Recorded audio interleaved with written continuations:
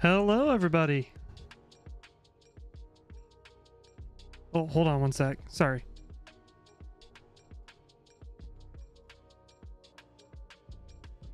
I got the stream up on my laptop to make sure it looks okay, and I could hear myself twice, so I wasn't a fan of that. Arthur, how's it going? Carson, hello. Kayla, how are you? Welcome, welcome, welcome. All right. So today we're going to be trying out the new update to the Fenix A320. I was under the impression that this was supposed to be a little bit of a performance update. However, the performance is still terrible. I can tell you that impression of the update so far. I'm getting sub 30, sometimes sub 25 FPS here at LAX. So I apologize about that. We're just gonna have to deal with it until we get up in the air, I guess. And then we'll see what it's like at Reno, because Reno should be a less busy airport. There's an MD-11 taking off over there. We'll go to a wing view and see if we can watch them take off. I hope you're all doing fantastic. There they go. FedEx. So we're going to try out this update. There's a lot of under the hood systems updates that they did and stuff. So we'll see what that's all about. See if we can notice anything. And we'll go from there. Should be a fun little stream. As soon as we can get out of this terrible FPS here at Los Angeles. So we'll go ahead. I already have the airplane loaded, so we can go ahead and just starting it up, I guess.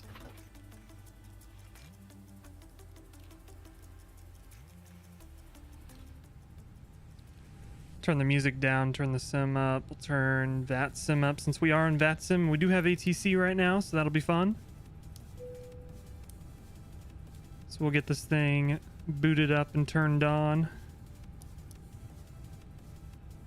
Everything is looking good here. Quick thank you to you all for 100 subscribers. I got a video coming out. I talk a little bit about it, but I want to do a little 100 subscriber special. I'll do like a setup tour, flight sim setup and everything like that, because I know some people are into that kind of thing. So I'll show you around. I'll have to finally clean up my room a bit so I can put it on camera and show it to you all, but figured that'd be a fun little special to do.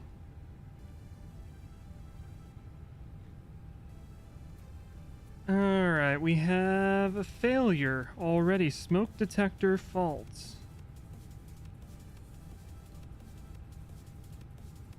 Interesting. I hope we're not going to run into a million bugs. This is the first time I've tried this version of the update. So we'll just have to see how it is. I get the notebook out, and we got 7 minutes until the IRS is aligned, so we can go ahead and go get our clearance. We'll grab it from looks like SoCal approach.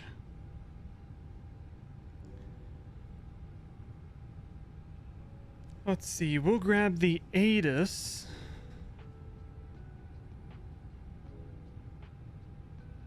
We have LA departure and SoCal approach. So we'll have to do a little bit of searching to see which one we're going to have to contact here. But we got the ATIS, information X-ray. We are United 250, or whoops, 245. LAX to Reno.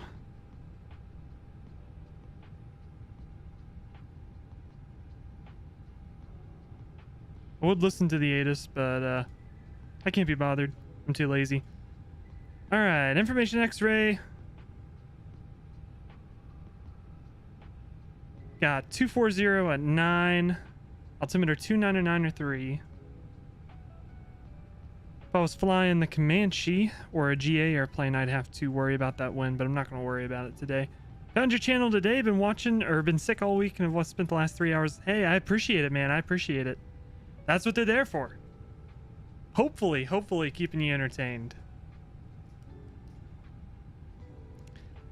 How's it going? I apologize. I don't know how to say your name, but welcome out. Welcome out. From Korea? Well, welcome. Welcome from all the way on the other side of the world. I hope you're doing well. All right, we got ILS approaches in use. 24 right, 24 left. Or, wow, 24 right, 25 left. Let's see, what are we departing? We're departing runways 24 and 25.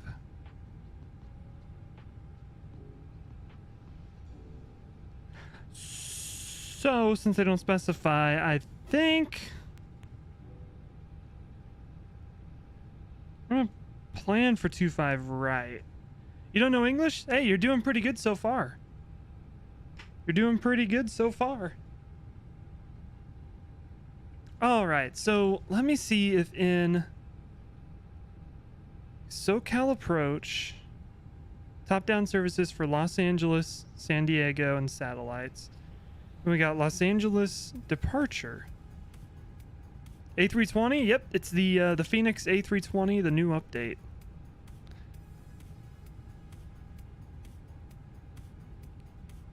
We'll try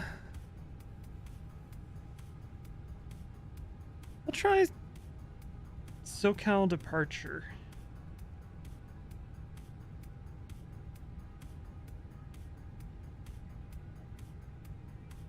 Goodbye. Well, if you're leaving, I hope you have a good night.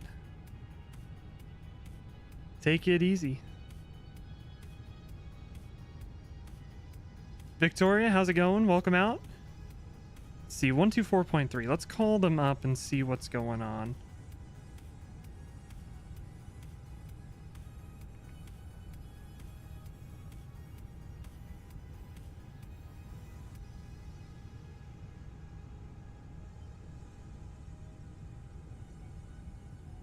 All right, let's call them up. See if we can get answers to our questions here. SoCal departure, United 245. Quick question. Do we call you for clearance or will we call the other SoCal? Out of what airport? It'll be Los Angeles. Sorry. LA Tower is online, 120.95. All right, 120.95. We'll give them a call. Sorry, we don't see them in the client, but thanks. So, all right, we'll call Tower. I don't see them in VATSIM. Look at the client here. There's no tower controller on. But, that works for me. Southwest 930, 935 on RNAV to 120.905. 935, sir, at departure, radar contact climb, maintain 8,000. I'll maintain 8,000, Southwest 935. And Charlie approved, face east. Alright, pushback approved on Charlie facing east, America. Doing good? I'm doing pretty good too. I am doing pretty good. I can't complain. All right, let's check our routing. I want to make sure we got the Lady J for departure, Castro transition.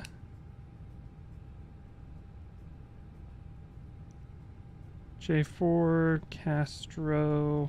Make sure we have that written down. Now let's give them a call. Los Angeles Tower, good evening. United 245, looking for IFR clearance to Reno with information X-ray. Number 2323, wind 250 at 9, runway 25 left, quarter lane number 2. You are 5 miles in trail of a Spirit. Did I step on somebody? Roger that, 25 left. LA Tower, Spirit Wings, 194. It's never really handed off the tower, but here I am.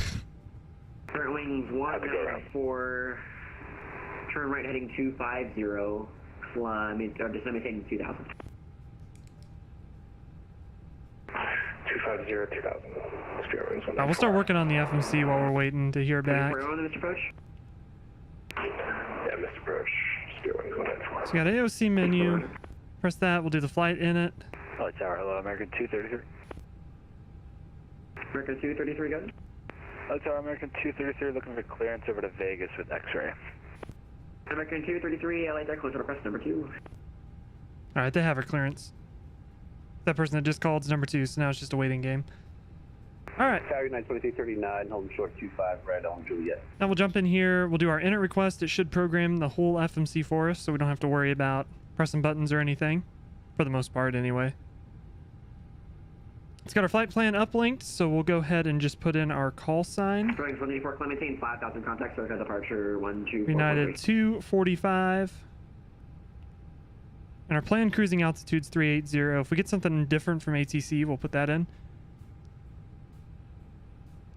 Just walking home from work.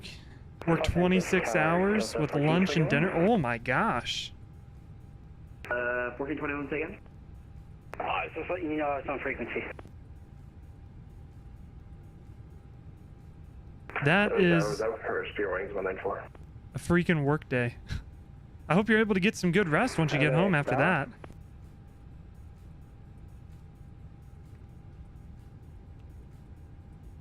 Alright, let's get our zero fuel weight and everything like that plugged in. We'll go to the Fenix page.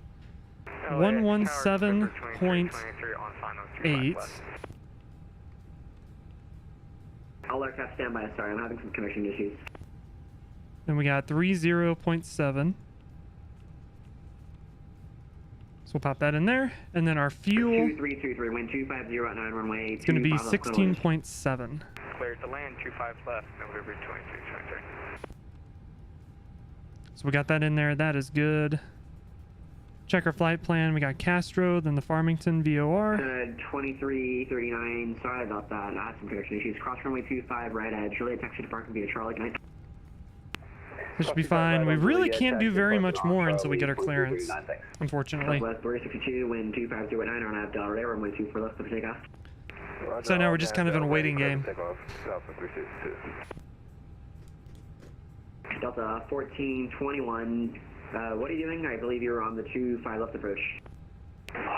Notice I needed to correct for the 24 right. 1421, okay, no worries, runway, or wind 250 at 9, runway 24 right, otherwise. Please go line 24 right, Delta 1421. While we're waiting, we'll pull up the chart so I can take a look. LA Tower, good afternoon. Good evening. Southwest 3522. Looking to pick up clearance to Vegas Information X-ray. You can accept PDC. So 3522, LA Tower, close to request you number 3. I'll get them out shortly. Must be busy tonight. All right, our top altitude for our departure is 8,000, so we'll put that in. 8000. By put that in, I mean just writing it down. We'll need for once again, contact SoCal departure 124.3.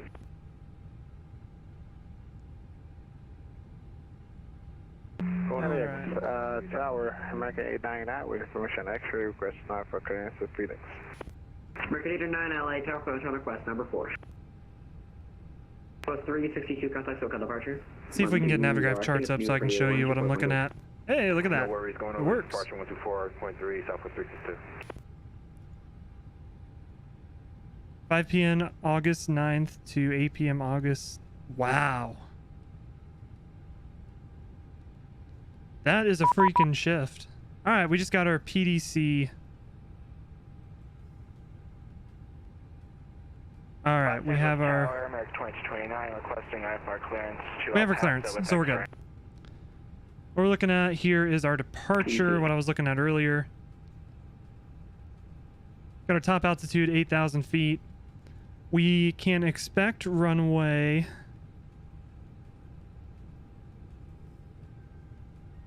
I'm going to hope for 25 right. He didn't tell me in the PDC. Number 2323, the general aviation ramps off your left side there. Except maintain 8,000. If you want to go ahead and make a U-turn and cross runway 5,000 rather. 5 for left at Alpha 4, and then take Alpha to parking, that'll be a lot quicker for you. Arthur, that's what I'm asking. How are you alive? Thank you. That's what I'm saying. That's a shift right there. I used to work 12 to 13 hour shifts in when I worked in food, but nothing like 26 hours. Whew. I have to drink a ton of caffeine for that. PDC readbacks, yeah, we're off frequency for a second because the control changed. 120.905 is our departure frequency. We got that in. That's good. Transponder is 6767. All right, we have everything we need to get the rest of the flight set up. So we'll go Los Angeles, departure. I'm going to program 25 right. And hope we get 25 right for departure, because we're close to that. Take the Lady J4, Castro transition. Insert that. That should be good there. Then we'll go ahead and do the perf page real quick. Actually, first we'll get our transponder plugged in. 6767. Make sure we're squawking mode Charlie. There we go. So that should be good. We'll get our departure frequency in since we're already on tower. We'll go ahead and plug in departure. 128.05. So that way we can just press a button and swap over whenever we're ready for it. 128.5. It's plugged in. And I've never used this takeoff, this departure performance calculator thing. I don't know if this is new or not, but let's give this a try. I haven't used this yet. I usually use an external website to do this. So we'll see what it gives us. We got sync the load sheet. We've synced our weather. Calculate. Let's see what happens. 128, 135, 135. So we get that plugged in. 128, 135, 135. We're rotating at V2, which is kind of weird. Got 1 and down 0.3 for the trim. Sorry, repeat on final for Hawthorne. Number 1534, it appears that you're on final for Hawthorne Airport. It is a single runway general aviation field. Your employer had you during those hours clean everywhere in your house, do chores, walk the pad server since you work as a maid for free due to Streamdeck, paid. First paycheck comes in 24. Is that legal? That doesn't sound very legal. But damn. Los Angeles Tower, Southwest 2086. LAX requesting grants to Las Vegas. I had no idea something like that was even a thing. Alright, our flex temp is 68 degrees. We get that plugged in. We're good there. And we'll jump up here. We need to plug in 5,000 feet for our initial altitude. And our altimeter is 29903. What website do I use for takeoff? Let me send it to you. 3522. Push back on you, Charlie 350. Let's see. A320 takeoff speed calculator. Here you go. This one has A319, A320, and it has A320 Neo as well too. So let me send this to you real quick. That's the takeoff performance calculator I use. I got 239. I saw 2.20 information X-ray. 229 LHR for PDC. Okay. So we're good there. 5,000 feet's plugged in here. We got manage mode for heading, manage mode for speed. Should be good there. Let's go ahead and get the APU started and we'll get ready for pushback.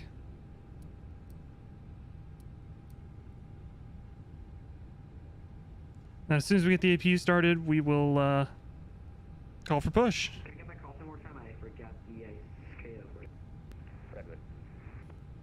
948 runway 24 left back CVI Delta 10 Echo.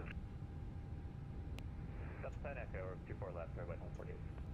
948, sorry, my apologies. The diagram wrong. It'll be Delta 9 Echo closer to you. I figured Delta 9 Echo 24 left. Sorry, 1 second here.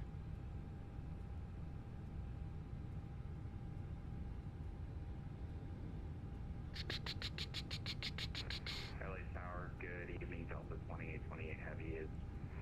Sorry, doing something real quick. Apologize. So 2820 to LA Tower, wind 2 Not much we can do in the sim at the moment anyway with the thing starting up.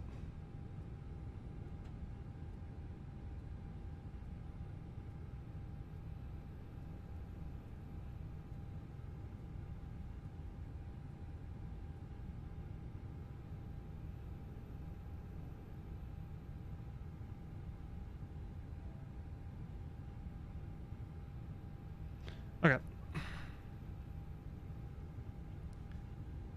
Just decided to have you move into a room within her home, which means she's having me move at the end of August. Not legal, but the police won't do anything. I'm not surprised. Alright, APU is available. APU bleed on. Let's go ahead and get the pushback started. Earlier today, when I was getting things set up, GSX decided it's not going to work anymore. The scripting engine won't connect, so I downloaded the pushback tool off the Flight Sim 2 website, so we'll give this a try and see if it works, hopefully.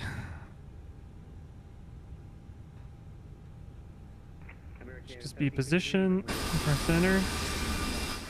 I apologize, probably a little loud. We'll see if it decides it wants to push us back. I really hope it does. Endeavor 1534, cross runway 25, right at Juliet, taxi departing via Charlie, get in. 25 right via Juliet, taxi departing via... I hope this works. Sorry, what was the taxiway departing? 1534, cross runway 25, right at Juliet, taxi departing via Charlie, traffic holds in position. 25 right via Juliet and gate via Charlie. Redwood 948, wind 250 at 9, RNF Delray, runway 24 left, clear for takeoff. RNF Delray 24 left, clear for takeoff, Redwood 948. Houston, we have a problem. 2086, runway 24 left, line of white. Figure out how to push back, because do we have a pushback thing in here? 2086, runway 24 left, line of white. Southwest 2086, runway 24 left, line of white. Ground services. Pushing out the gate right now. I think this is a pushback, so we'll give that a try. Let's close the doors. Disconnect the GPU. Are you pushing back or did you already taxi it? Got the beacon on. Well, I just Let's double check outside. We got the southwest over here we got to worry about. Nothing over here, so we should be okay to push back. So let's go ahead and see if this is gonna work. 2086, sorry about that. I thought I already had taxied you to the runway. Okay, it's connecting the tug. canceling lineup and wait clearance, Southwest 2086. An American 1763, wind 250 at 9, runway, correction, RNF. Has you wear 8 articles of clothing no matter what the weather is. Sounds toasty.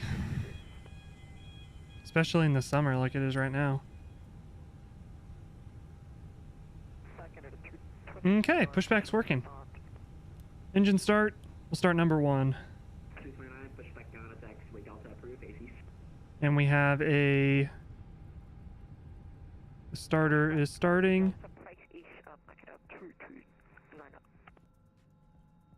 And Redwood 949, not sure if I gave it to you the new frequency on your departure clearance, but Let's see if we can turn. It's on the clearance, that's 24-3, we got Perfect. How about that? This isn't perfect, but this isn't the perfect solution for pushback, but this will work for now. I think I need to reinstall. I think I'm still on the beta strand, or the beta tree of MSFS from the avionics beta. I think I probably need to reinstall the flight sim. Stop pushing. We're done. That's it. Oh my lord. Stop pushing. We're good. Disconnect.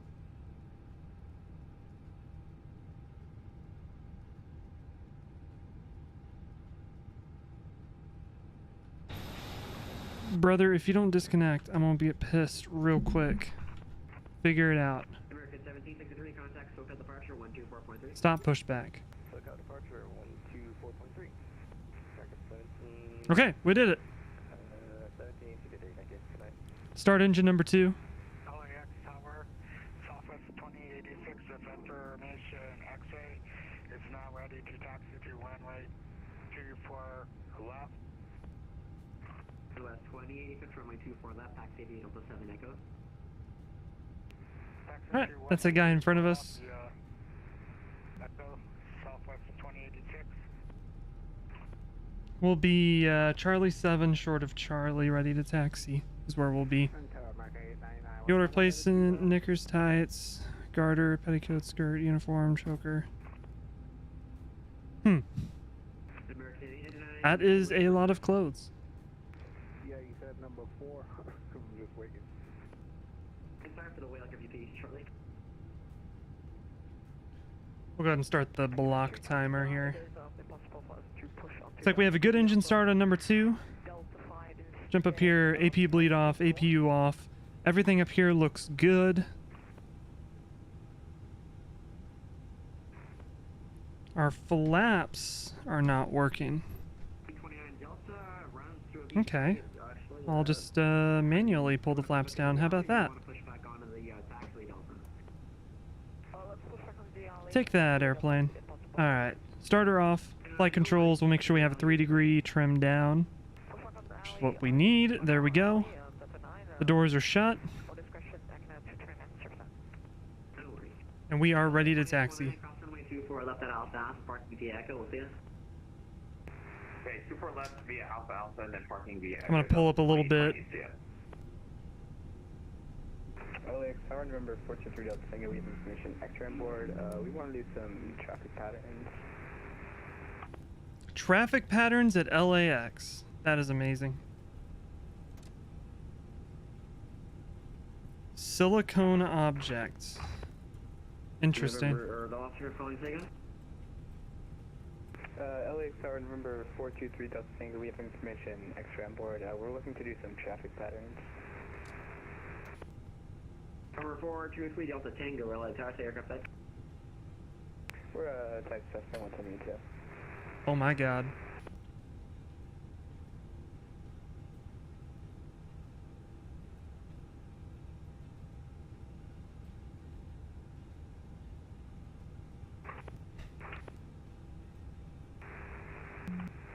LA Tower, Southwest 2086 at runway 26 left with view for departure. 26 left. There is no 26 left. 24 left, not 26 left. Southwest 2086, wind 2509 on a... Do I know what you mean?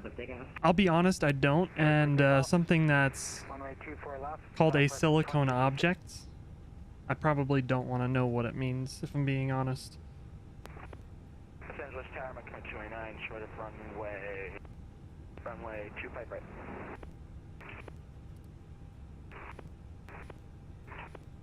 Alright, TO config's normal. We need to get the predictive wind shear on. Tower Southwest 3522, ready to taxi 25 right. Southwest 3522, runway 25 right, taxi via Charlie 6 Bravo. Charlie 6 Bravo to runway 25 right, so this is 3522.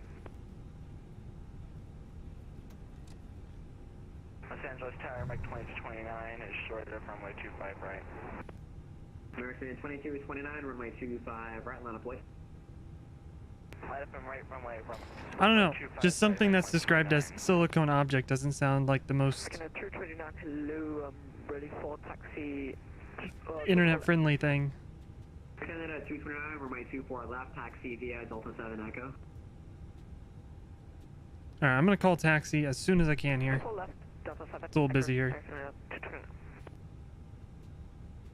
LA Tower, Southwest 2, correction, United 245, information X-ray, ready to taxi, Charlie 6, short of Charlie.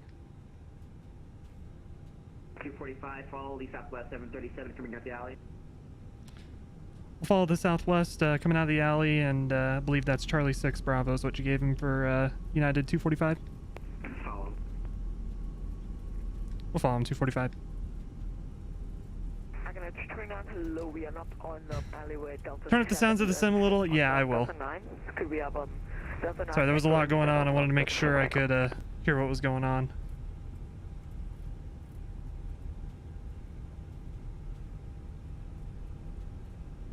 And November 423 Delta Tango, clear to We're following the southwest. Airspace. It'll be left closed traffic. Apologize 5 left taxi via Alpha Fox for LA altimeter 200. About the FPS. Once we get up in the air, that should be a little bit better. Clear to the Los Angeles class private airspace. I expect right hand close traffic pattern runway 255, taxify Alpha 5. November 45 Delta Tango.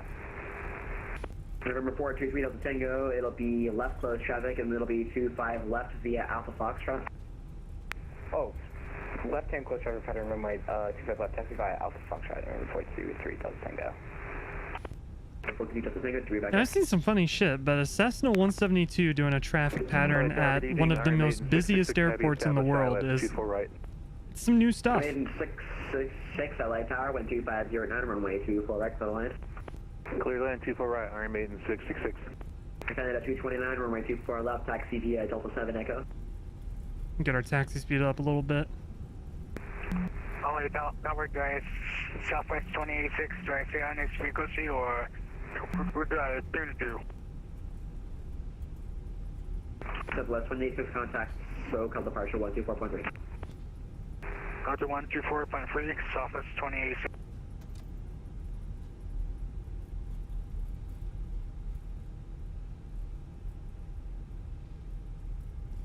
So tomorrow's video going to be something kind of interesting. I got the free trial for Pilot Edge, so we're going to be in that video tomorrow. We'll be flying the Comanche on Pilot Edge, so that should be pretty fun.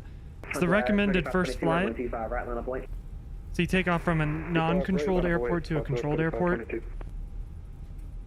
Something a little bit different than what I normally post, but I hope you all enjoy it.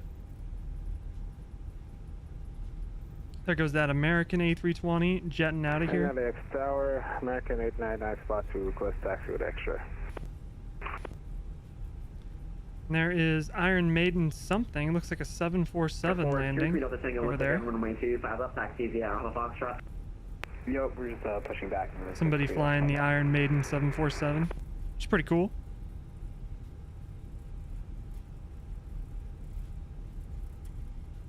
And Tower, American 899 spot 1, request taxi with extra.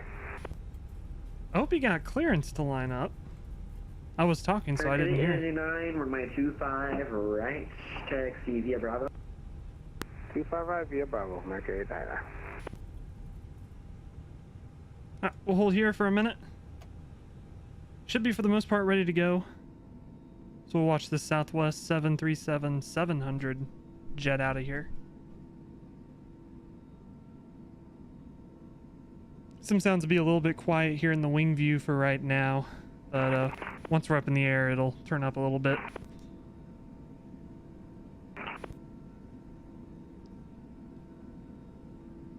Somebody's just clicking their push to talk.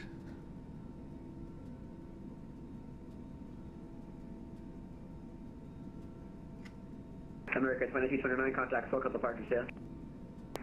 Over to SoCal departure, see ya. Checking our flight controls, everything's looking good. I guess if we're after accurate simulation, I'm sure it takes a while to get out of LA. Wind 250 runway 25, correction on aft dock, runway 25 right, clear for takeoff. Map dock, runway 25 right, clear for takeoff, Southwest 3522. And then at 245, runway 25 right, line up light. Line up away 25 right, United 245. For Canada 229, runway 24 left, line up light, traffic crosses prior to your departure. We got the lineup and wait. We got our TCAS, TARA, so we can see traffic. Cross runway 24 left at Bravo Bravo. Turn offs on, we'll get the strobe on, we'll get the wing light on. Cross 24 left to get Bravo Bravo and taxi. We'll turn on the landing lights once we get takeoff clearance. Thank you and good night. LA is busy as heck. It's actually going to be a breath of fresh air. Current LA altimeter 2904, wind 2509. Be a breath of fresh air once we get off this frequency. Actually be able to hear myself think. That's where the fun of VKBsim comes in though. All the different traffic and the ATC and everything. There goes that Southwest bolting out of here.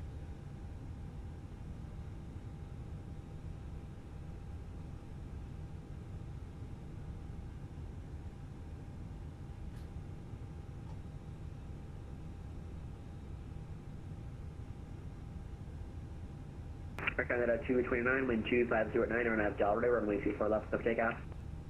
Clear for takeoff, 24 left, Canada 229. Southwest 3522, contact local departure, we'll see you. Contact departure, over the 9 Southwest 3522. We should be RNAV Docker. Where we should be going. November 423 Delta Tango on departure, make left close traffic, wind 250 at 9, runway 25 left of takeoff. Left hand close traffic, clear for takeoff from runway 25 left, runway 423 Delta Tango. Where's this dude at? Oh, 24 left. Where is he? 25 left. Oh, there he is. Los Angeles Tower, United. There's our Cessna in the pattern. Looking for IFR clearance to Las Vegas. He's flooring it. 47 X-ray, LA Tower, expect a PEC. That's awesome. I love that.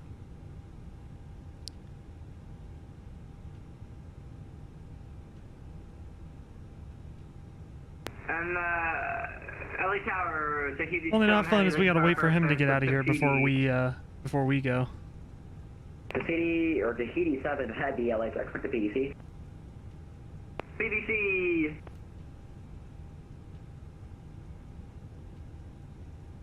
Eventually we'll be up in the air. We've been on the ground for 42 minutes. Almost as long as our flight. This is the fun part of air travel.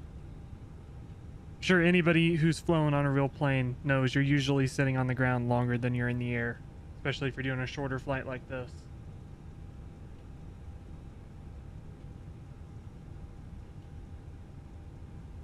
So we gotta wait for that Cessna to bolt out of here. Hopefully they're out of the way before too long. And we can get out of here.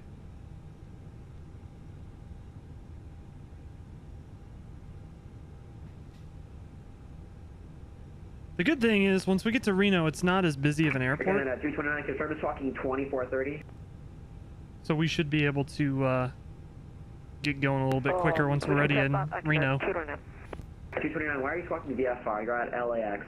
Jeez, please squawk 2430. I forgot to put in squawk, sir. We love VFR.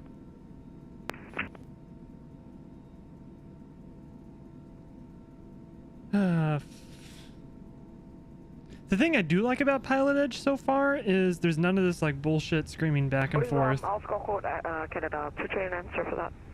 329, third time, 2430, 2430. 2430, sir. Massive apology for that. I can add 229.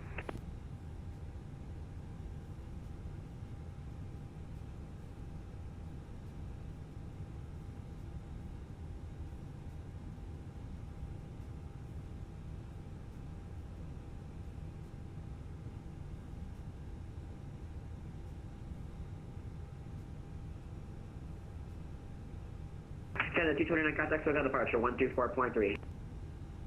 124.3, good night, I can add 229.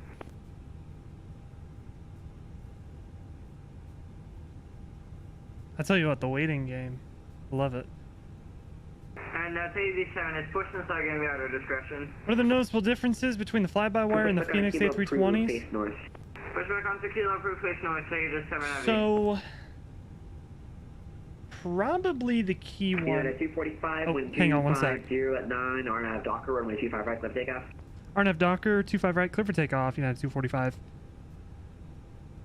Let's get up in the air, and we're looking for touching on runway 25 left. I'll talk a little bit more about that aeronaut once we get up in the air. Number 243 Delta Tango, and 25 Alright, landing lights coming on. 25 left there for the option. Holy crap, click spots. Clear the option to that left. Chrono. 423 Delta Tango. American 809, runway 25 right, line up point. Oh, there we go. Manflex, SRS, runway nav blue.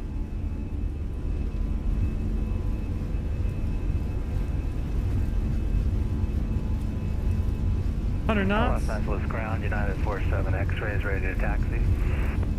47 X-ray, runway 25 right, taxi to Bravo. V1 rotate. Taxi via Bravo for 25 right, 47 X-ray. We got a positive climb, gear coming up.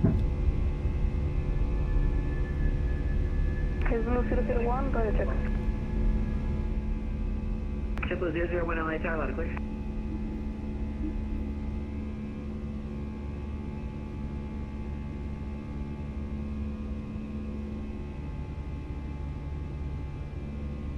If we're climbing out of here, we should get handed over to departure before too long. Hand flying it, following the flight director. Sounds are sounding great. Let's go to climb power. There we go. We'll start accelerating.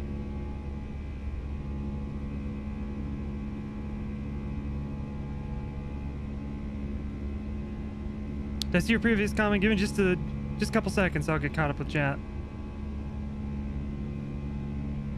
Building tower, south of 735 with the on ILS 24. Go autopilot.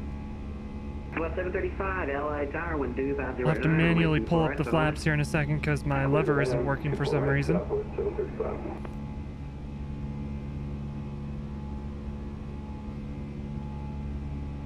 So once we get above the green notch there, we'll get our flaps up.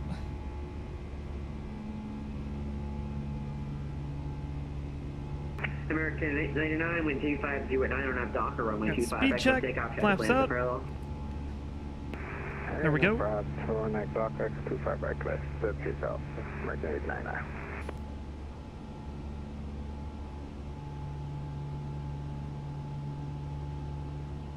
Is Blue 001, requesting clearance to Los Vegas. He's not handing us off, is he?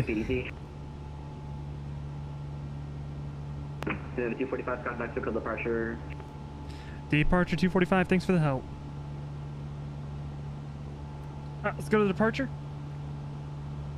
124.3. Did I not put in the right frequency? Okay, that's it. United 245, SoCal departure. SoCal departure, United 245's 5,000. Yeah, 245, SoCal departure, radar contact, climb and maintain 8,000, contact departure 128.05. 8,000, contact departure 128.05, United 245. Alright, we'll do it in the order that he gave it to us. 8,000. Then we'll contact departure.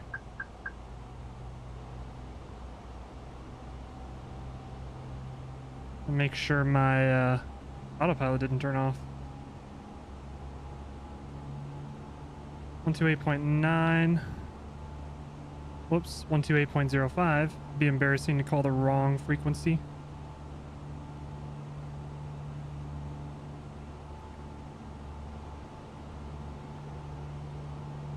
SoCal departure, good evening, United 245, climbing through 6.6 for 8.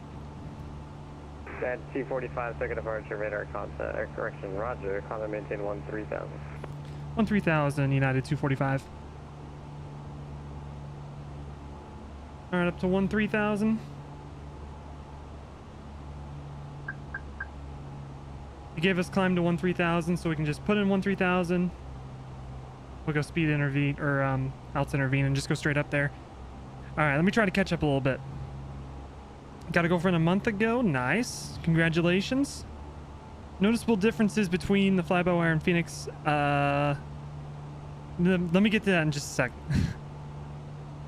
Once we get en route, I don't have to worry about ATC. It'd be easier to kind of talk about that. Good evening, Delta 513, Delta 254 via the Hollywood. It's a fair wait. It was a fair wait, but we're finally up. Just got home. You're off till Sunday morning. Right now you're in your sailing sim doing a ferry. Between Aberdeen, UK and Copenhagen, Denmark. Nice. There's 10,000. We'll get some lights off. Get the wing light off as well. Number 640 Bravo uniform, turn 10 degrees, actually 5 degrees to your left, vector there we go. Bridge, descend to maintain 4,000. Finally on our way. MFG Bravo uniform set, expect the visual approach runway 25 left. Runway expected for the visual for 25 left, your approach. American 623, contact LA Tower 120.905. So between this plane and the fly-by-wire, one thing. United 245, contact LA Center 135.55. Have a good night. 135.55 over to center, United 245. I promise. I'm trying to get there.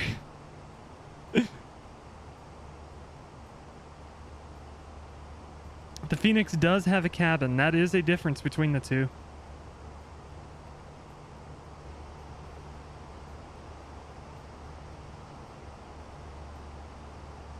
LA Center, good evening. United 245, 13,000.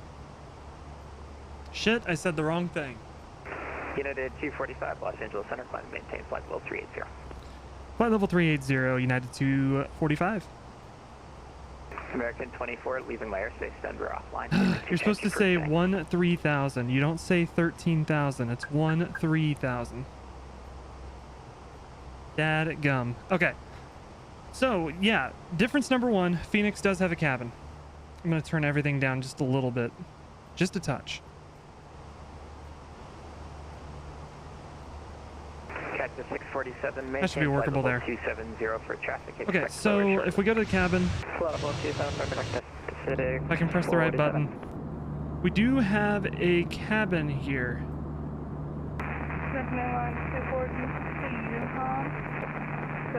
So the Fenix does have a cabin. This is what it looks like. It's not the most amazing cabin in the world, but a lot of these cabins aren't. So the major difference between the Fenix and the fly-by-wire, obviously the fly-by-wire is free. Fly-by-wire is free. The Fenix is 50 pounds, whatever that comes out to in American dollars or wherever you're at.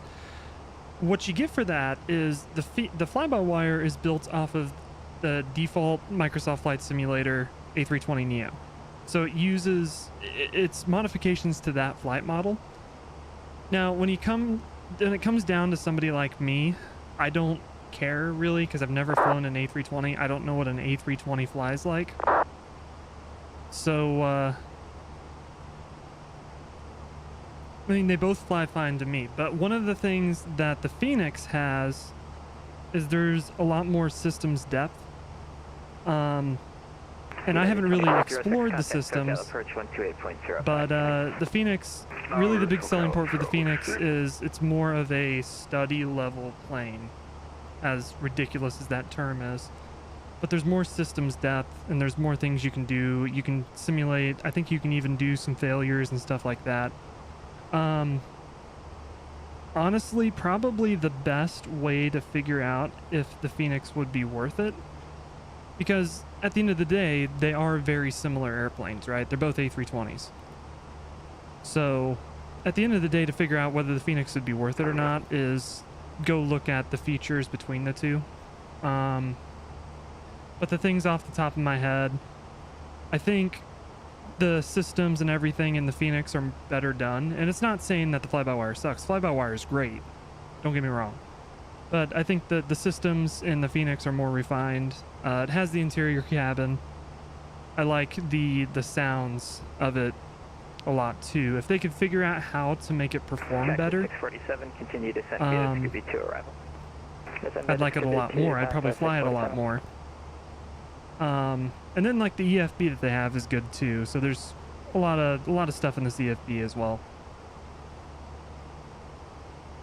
But I feel like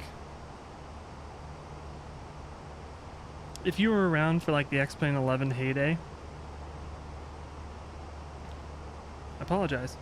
If you PMDG, I have the PMDG 737, which speaking of, if you were around for like the X-Plane 11 heyday when we had the Zibo 737 versus the PMDG 737, they're both the same.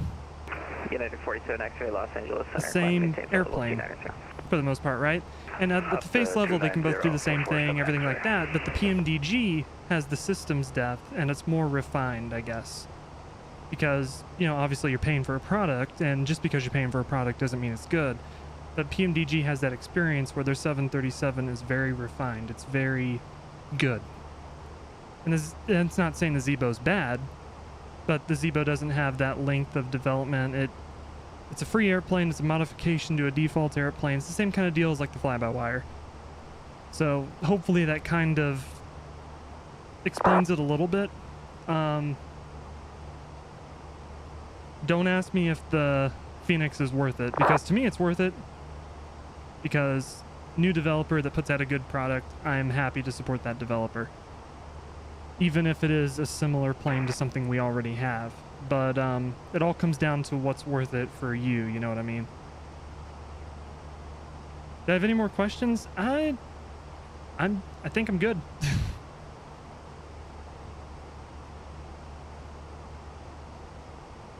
American 1763 at Roman. Yeah, I have the PMDG 737-800. I love it a lot. It's great.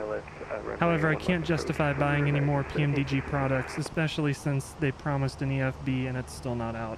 Southwest 2086, descend via the rounders to arrival, runway 1 left, transition Las Vegas. I know people complain about people who complain about there not being an EFB, but in my opinion, a company that's been around as long as PMDG and they promise a product and they don't deliver it, unacceptable to me. Left, it's runway 1 left. Especially since they promised me a discount for buying the NGXU and P3D, and I didn't get a discount when I bought it for MSFS. So it's also like, I can't really, I don't want to buy any more PMDG products, especially not more 737s. Price, how's it going? Am I gonna get the 777? Yeah, I'll get the 777. But if they charge for individual variants like they did with the 737, I'm only gonna get one variant of the 777. Like I can't justify buying the 777-200 and the 777-300 and the 777-200 LR and the 777-300 ER. You know what I mean? One 777's enough for me, just like one 737's enough for me. Do I remember you? Yeah, of course I do. Of course I do. Welcome back. Welcome back. What is Pilot Edge? So Pilot Edge, I got a video coming out tomorrow where I explain it a little bit and you'll get to see kind of what it's about if you want to watch that. But if you don't, Pilot Edge is like VKBsim on steroids. It's not VKBsim, but it's the same kind of thing where you have air traffic control, virtual air traffic control. Only the difference with Pilot Edge is it's a paid service.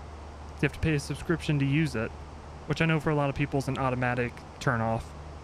But what you get for that paid service is ATC is guaranteed to be on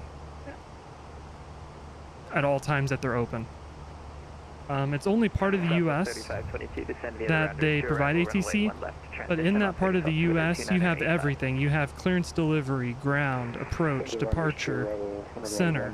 Everything from the ground up is guaranteed to be staffed during that time. So it's probably geared more towards people who are actually trying to practice ATC procedures versus us on VKBsim who are just trying to have a good time. That's really the difference between VKBsim and Pilot Edge. And Pilot Edge is a lot more strict and professional and stuff like that. On VKBsim you get a lot of people not knowing what they're doing, which is fine. But you also get a lot of just bickering on frequencies and stuff like that. So it's just kind of a different. I've always told people VKBsim on steroids. Think VKBsim and then amp it up to 11 in just every aspect. You know what I mean? You got your Xbox Series X? How do you like it? How do you like it? Tell me about it. I have a Series X too. Let's talk Series X. Listen to a good podcast called The Blue Experience on it. Gotcha, yeah. Pilot Edge is something I've wanted to try for the longest time, but for me, it's very hard to justify the cost of it because it's expensive. And number two, I've just honestly been kind of scared of it. Because on VKBsim, if you mess up, it's kind of like, oh, whatever, you know, blah, blah, blah, whatever, right? Everybody messes up. But on Pilot Edge, I've seen where people have messed up and they just get freaking grilled into the ground by these controllers who, like you're saying, Arthur, are, a lot of them are real controllers who, you know, get paid. It's like a part-time gig to do controlling on Pilot Edge. Gotta go, gonna pop up later. Hey, thanks for stopping by and saying hi. I appreciate it. I appreciate it. The Xbox is good? Heck yeah. I love my Xbox. Right now it's unplugged. I haven't used it in a while, but I do love my Xbox. I'm probably gonna play Starfield on Xbox. Approach 128.05, good night. 128.05, thank you so much for the ATC, Delta 1.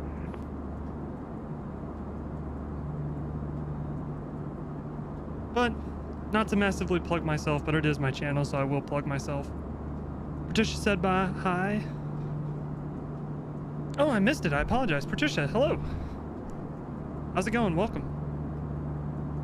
I apologize. I completely looked past it. My bad. I do have a video coming out tomorrow that's on Pilot Edge. So if you're kind of interested, kind of see what it's all about, then I'll have that. It doesn't so much focus on the plane as it focuses on Pilot Edge itself. So while I have the 2-week trial, I'm going to try to do a couple more videos on Pilot Edge. So negative, just take Bravo straight ahead until you hit one. hopefully something a little bit different from what I normally do, and I hope you guys like it. I might try to do a stream on Pilot Edge too. That could be fun. Are we switching to runway 1 left for we expect that instead of 2 turns? Southwest, was that for Southwest 3522? You said Fairwing 3522. Thoughts on the Bluebird 757? I don't have any thoughts on it. Runway 1 left transition. I haven't really seen very much on it, honestly. It's not out yet. Like, is it out to beta testers? Do beta testers have it? Fairwing 1112. I think they approached me and asked if I one right, Fairwing 1112. asked if I wanted to be a beta tester. Oh, so what was said was somebody came into my Twitch chat a while ago and said, hey, we're working on a 757. Do you want to beta test it? And I said no, because I don't have the time. I don't know how to beta test, and I had no idea who the hell they were. So I said no. And I don't know if it was that, but that's the only 757 I know that's in development.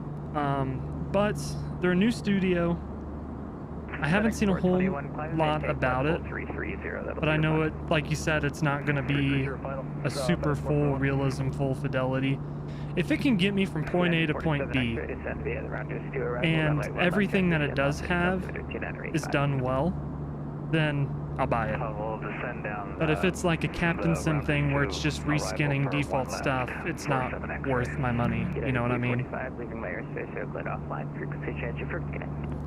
Unicom for United 245, we'll see you. Alright, we'll jump over to Unicom. We'll be in the dark for a little bit. Alright. You're going to buy it regardless. Yeah, I mean, like I said, as long as what it does do, it does well, I'll buy it. It's kind of like people's argument with the CRJ, the Aerosoft CRJ, where I've heard, you know, a lot of people say, like, the Aerosoft CRJ, it's crap, right? That's kind of what the narrative is in flight sim. However, I don't think it's not meant to be a study level plane. It gets you from point A to point B, and at this point where it's at right now, it's due for some updates, don't get me wrong, but a couple weeks ago I flew it in a video and it flew just fine. So it's like, okay, I can get behind it. It gets me from point A to point B. I'm not doing any failures or anything. I'm mainly just flying the magenta, or in this case the green line. So if it can do that and it's fun to fly, I'll buy it. And I definitely miss flying a 757. In X-Plane we had the Flight Factor 757. That thing was a blast to fly. So I miss having that. I miss having a Q400. Why is Nightbot spamming everything at the same time? I hate that. I'm gonna have to mess around with it.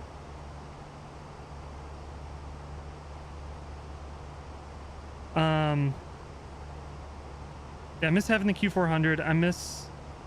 Honestly, I miss the Tolis A340 too. That was really fun.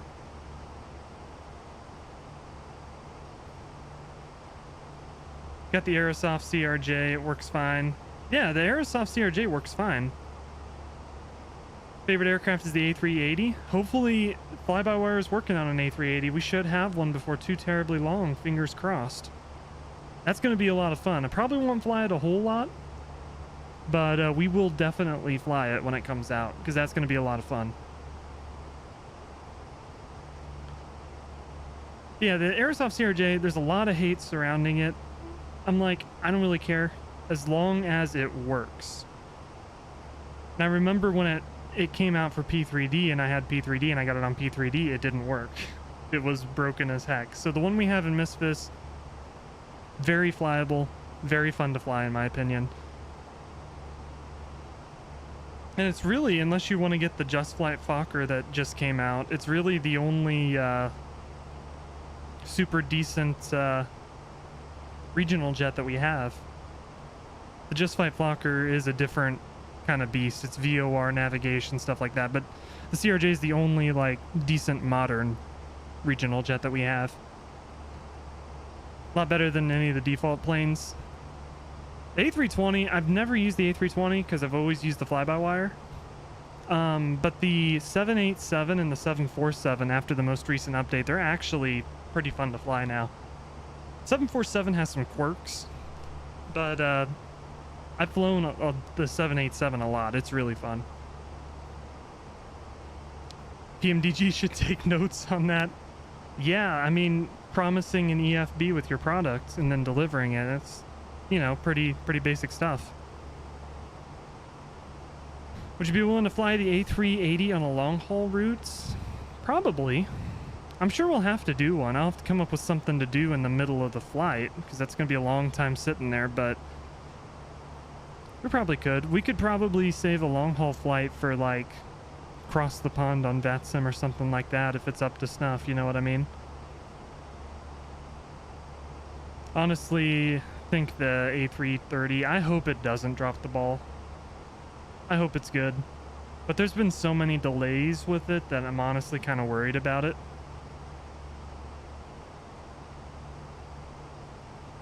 And if you didn't know, the head developer at Aerosoft, he left before the project was released.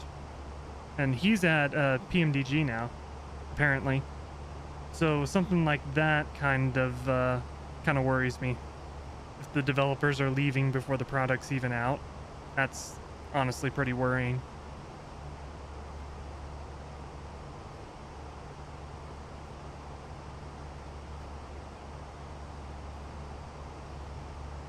Let's see, do you guys want, let me get you guys an external view real quick. See the outside of the plane. Let me play around with my controller real quick and get you a good one.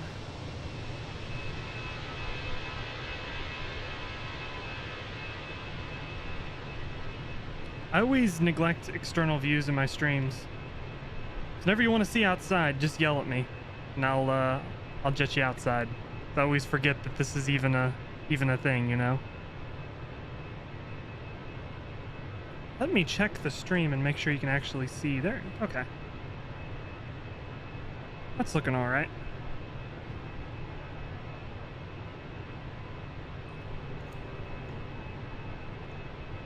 So you've flown an A330 or A380 IRL, LA to London? Nice. Were you on the top deck or the bottom deck? Doing a flight with the A330 with the Turtle? Oh man, that would be so much fun.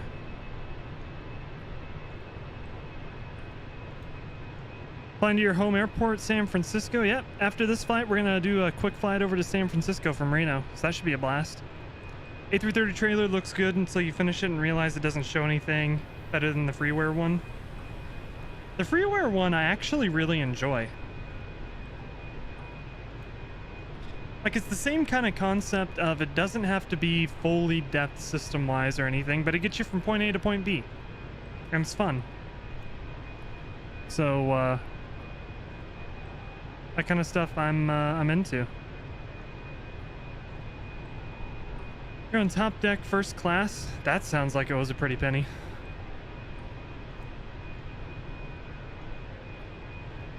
That's the kind of flight I wish I could take. Top deck first class. Get my champagne in a real glass.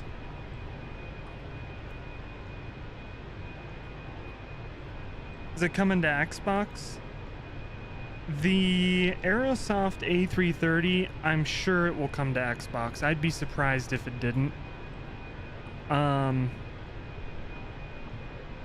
The fly-by-wire A380, probably not, because I don't think the fly-by-wire A3 English. I don't think the fly-by-wire A320 is on Xbox. But you never know.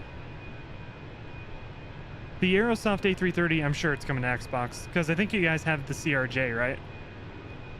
If you have the CRJ, you should be getting the A330. I'd be surprised if I'd be surprised if it didn't come to Xbox. I'd be really surprised. Hell, even PMDG's putting their stuff on Xbox.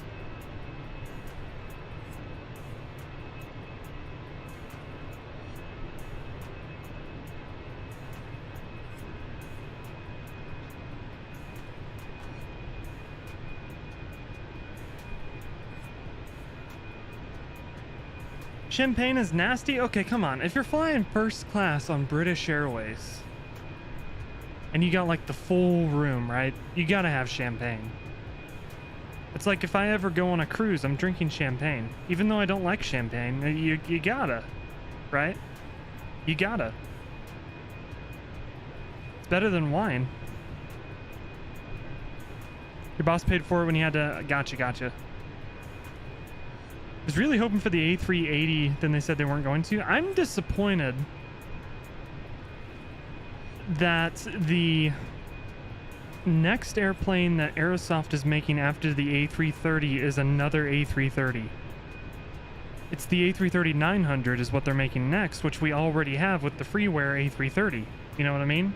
So I'm kind of like, what the hell are you doing, Aerosoft? I'm not buying that. We already have a freeware A330-900.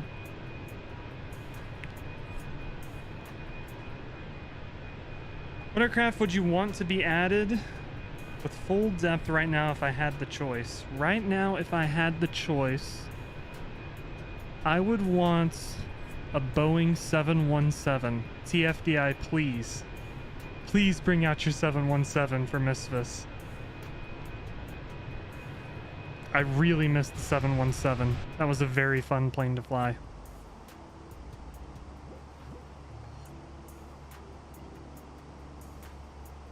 If not the 717, since technically there's already a 717 out there in P3D, if it's something completely new and different, I would want an Elton 11, Lockheed Elton 11. That would be really fun. A 3-engined long hauler, the DC-10's competitor. I'd love to have an Elton 11 to fly. What happened to the A220? A220 is still in development. Last I heard, they're aiming for the end of the year, which would be pretty cool. Got to contact me from Oakland Center. We'll give them a call. Back to some more ATC. 132.2. I'm sure everybody else is going to be calling up Oakland Center.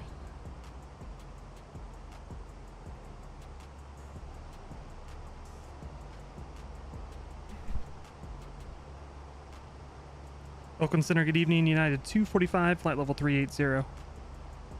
United 245, Oakland, you're the first call. How do you hear my radio? Hear you 5x5 for 245. United 245, Roger, spot 4342. For flight level 390. Oakland Center, you were blocked for 245. United 245, squawk 4342. 4342 for 245. The aircraft checking on at 390, say again your call sign. Oakland Center, Southwest 1051 at flight level 390. Pop that in. Southwest 1051, Oakland, squawk 4351. 4351, 1051. Oakland Center, Global Protector 944, flight level 350.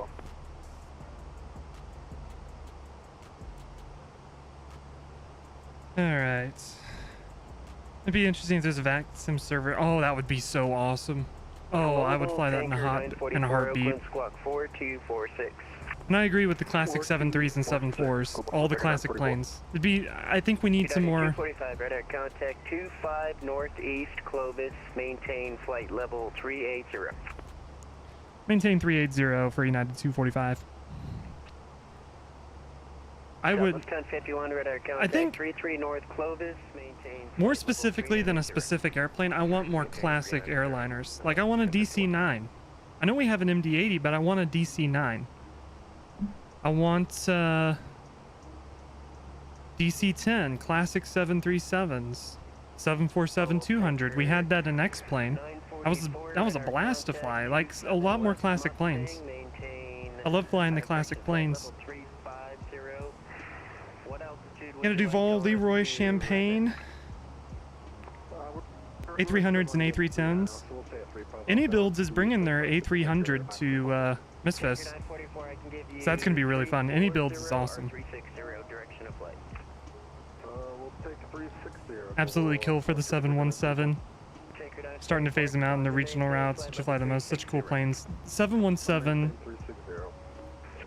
Next to the 717's older brother, the MD-80, which is my favorite plane I've ever flown on, the 717's my second favorite. It's just so nice. It's like a freaking it's like a freaking rocket ship. It's so much fun to fly on. And if you're sitting in the front of the 717, it's completely silent, which is crazy. Remember, I flew on, my dad used to work for Midwest Airlines and they flew 717s, and we flew on a flight to Washington, D.C. and it was just like silent the whole flight. It was crazy. I was blown away. It's such a cool plane. Need a 707? I agree. I would love a 707. There's just so many planes that need to be developed. Yep, the 717, its real name, in my opinion, is the MD-95. It's the last iteration of the DC-9 series.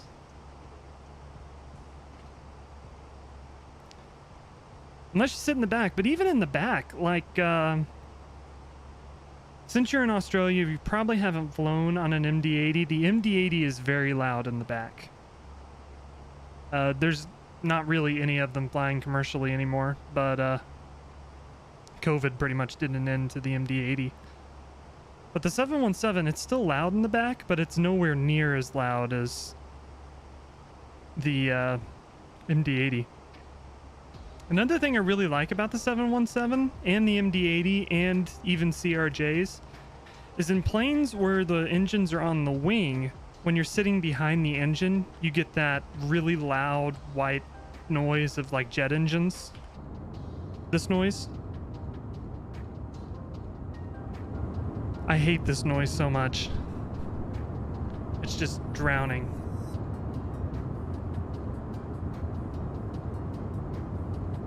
This is my least favorite part about modern planes, is the engines are on the wings, so when you're sitting behind the engines, it's just this noise the entire flight.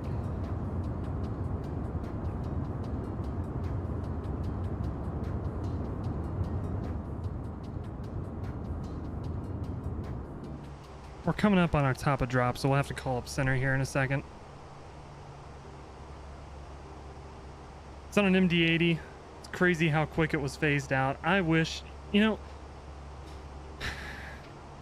on one hand I get it, right? Because McDonnell Douglas doesn't exist. Boeing doesn't give a crap about McDonnell Douglas's products. They canned the 717 before it even had a chance to flourish, you know what I mean? So I understand why they got rid of them, and they're gas guzzlers. But Canada 229. I do miss the MD-80. 241. 4241, Canada 229. But the 717, I wish Boeing would have kept that program somewhat alive, because I feel like Boeing would have a really good answer to the regional jet market right now. And this point-to-point system that the A320 is soaking up and the CRJs are soaking up right now. Boeing's answer to that would be the 717. Air Canada 229, radar Would have been a contact perfect plane for it. Sacramento, flight level 370. Would you like flight level 360 or flight level 380 I'm gonna call ATC. for direction of flight? We will prefer 360, Canada 229. Air Canada 229, descend and maintain flight level 360. Descend maintain 360, Canada 229. United 245, descend at pilot's discretion, maintain flight level 240. Descend, pilot's discretion 240 for United 245. Perfect, that works. Our pilot's discretion 245. The way we're gonna do this is we'll go vertical speed. And we'll just drop it down at about 1,700 feet per minute. That'll work. Actually, let's go managed. Actually, this should drop us at... Crap, hold on. I gotta remember to fly how to fly a A320.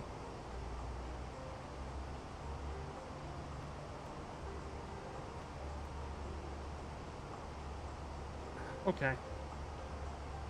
I think that's a bug, because if you're in manage mode and you press the altitude switch in, it should descend you at 1,000 feet until you intercept the vertical path.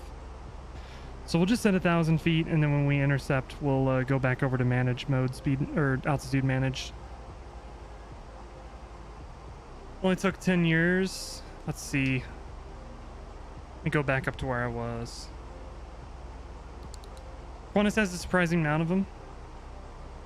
Yeah, but I'm sure they won't be around for too much longer. United 245, you can plan runway 35 left, Reno. We'll plan 35 left for 245.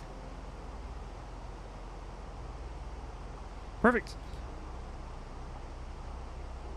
727, very sleek looking plane. That's another plane I'd love to have in the sim. I love the 727. 2299 Oakland, are you on frequency? But like Aeronaut's saying, it's just not economical to fly anything with more than 2 engines nowadays. I mean, you think about it, the big Goliaths, the 747, obviously is going to have a home in the cargo market for a very long time. But Boeing's ended the 747 project because it's just not economical to fly anything with more than 2 engines. 51, contact Los Angeles Center 135.55, good night. Qantas has a few 717s. Yeah, they won't be around for very much longer, though. I think the last... One of two things is going to happen with the 717. The 717 still has a lot of life left in it, in my opinion. So I think Delta's going to keep them around for a while. I know they have a plan to retire them by 2030, I think. They have a plan to retire them. I think they'll stick around longer than that because Delta's buying some of the Qantas 717s. The thing with the 717 is it seems like everybody wants to get rid of it, but at the same time, everybody's been begging Boeing to make more 717s for all these years. Like Hawaiian, I don't think they have plans to get rid of them yet, but the 717 is absolutely perfect for what Hawaiian uses them for, you know? Just island hopping. Delta, their regional market is built off of the 717. And they're ordering A220s to replace them. And to be fair, the A220 is a really good replacement. 245, descend to maintain 16,000, Reno, altimeter 3001. Down to 16,000, altimeter 3001 at Reno for 245.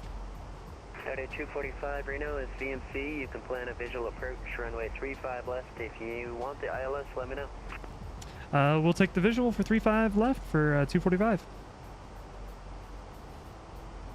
Perfect. Visual approach, 25 left. I love visual approaches.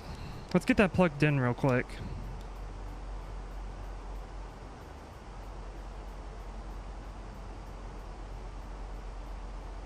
Taker 944, I don't see any conflicting traffic. I don't see Seattle Center online. Let me double check my chart. Frequency change approved.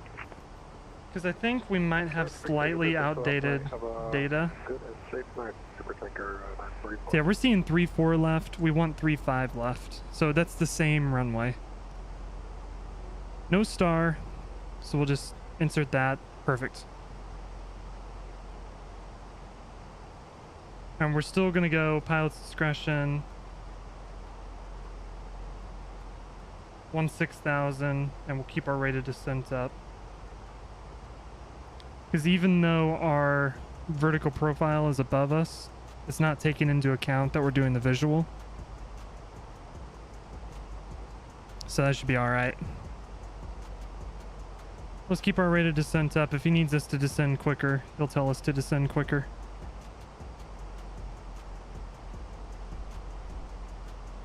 Dude, one of the last 727s in Australia? Oh man. I'm jealous. I've never been able to fly a 727. There's not very many of them here in the US that you can even fly on. I think the only one that comes to mind is the one where they do the 0G, and genuinely could have been a 797. Yep, I agree. I agree. But also, another missed opportunity, in my opinion, that Boeing had is the 757. Because right now, if you think about it, the 757 for the longest time was the only plane that could do what it does. It's single aisle plane that can fly across the Atlantic. So like, I know, for example, United flies them from Newark, New Jersey to Shannon in Ireland. In Dublin, they fly them to like Manchester in England. So Airbus came out with the A321 XLR, which is going to be the replacement by default for that plane, solely because Boeing has just kind of sat on the 757 and haven't done anything with it. And I think that's a missed opportunity where they should have re-engined it to be the 797, if you will. A single aisle long haul airplane that can serve the thin and long routes that the 757 currently serves.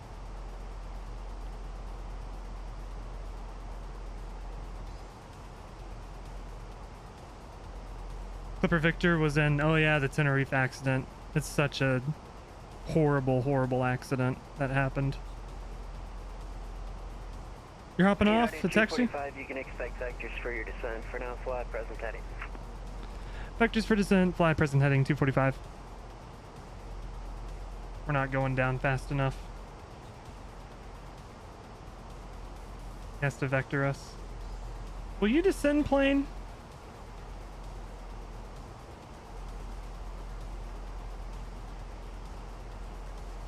Have to help the plane descend. We'll have to do vertical speed.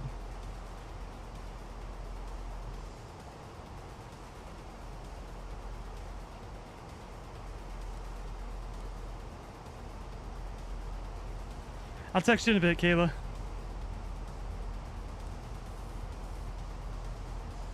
You were on it in 1970? Dang.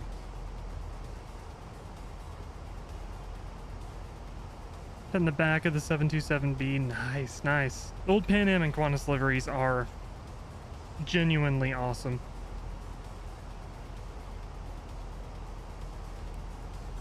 We got told present heading, so we're going to pop that out.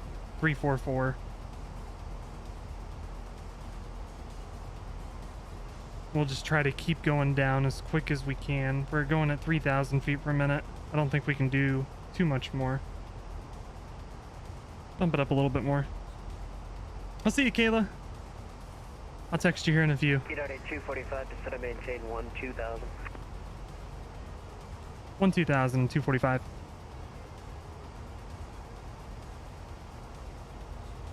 See if we can keep this up. Can we do 4,000 feet per minute? Ooh.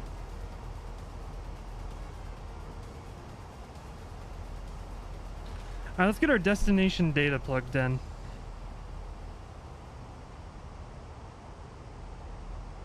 So we'll go to the perf page. We'll jump over to our next phase.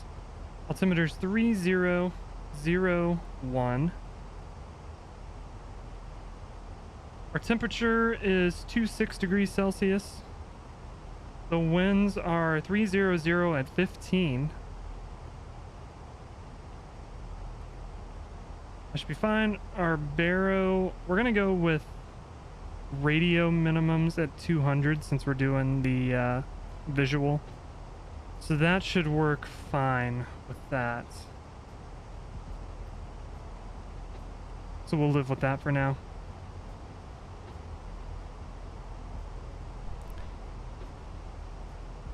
What is 2,000 or 4,000 feet? We'll look outside. Clipper Victor was in 2 accidents. What was the other accident? I only knew about the Tenerife one.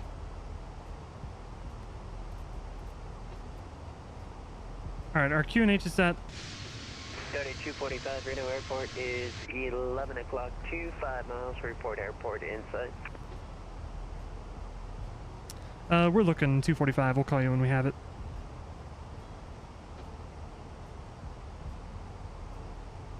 Oh, brother.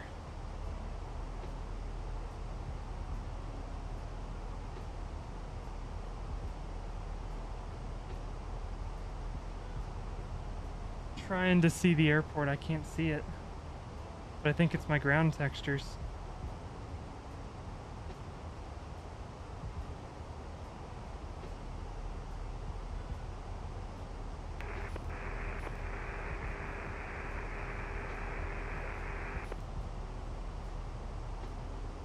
Fast aircraft calling carrier only. I'm not receiving your voice. Is that it up there? Oakland Center, hello, Southwest 554, Oakland, clearance Portland, please. Southwest 554, Oakland Center, roger, clearance on request. Let's get speed brakes in. I'm gonna pull our speed back. About 210. 220. We gotta keep an eye out for this, Southwest 554, clear to the Portland Airport by radar vector grateful, then as filed on departure fly runway heading, maintain 5,000, squawk 4345. I'm pissed. Portland radar vector is grateful, then as Oh, filed. I got a visual on the airport. Sorry. Yeah, radar vector is grateful, runway heading on departure 5,000, squawk 4345, Southwest 554. Southwest 554, readback is correct, runway 30. 3054. Welcome Center, United 245. We have the airport in sight. United 245, roger, turn right, heading 170. 170, United 245.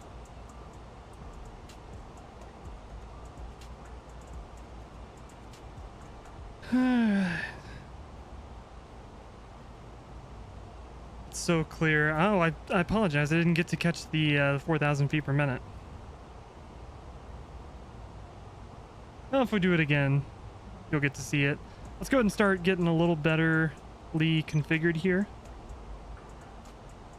We're going to start pulling the speed back.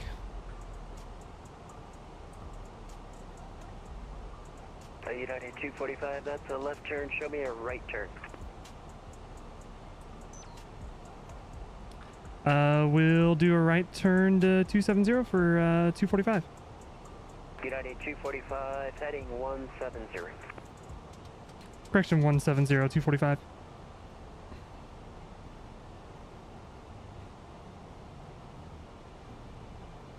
I'm gonna go on my other right.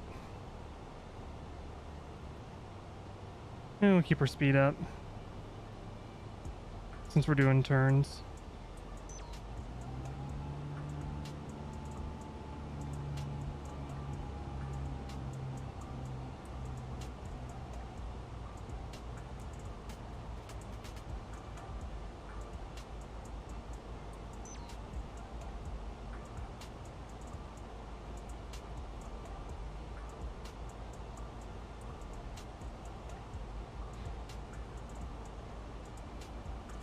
my brain's not liking what I'm seeing right now. So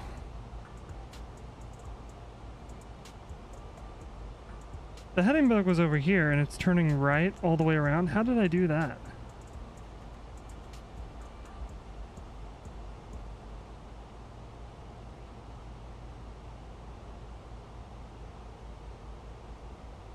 I'm confused.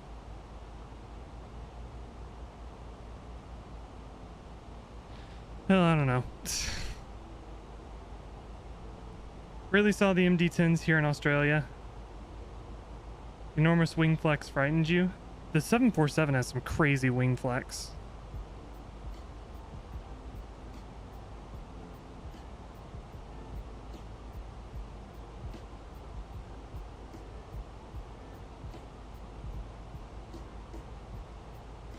Knew a chap who disembarked Pan Am 103 before it headed to Lockerbie. Dang. That's pretty crazy.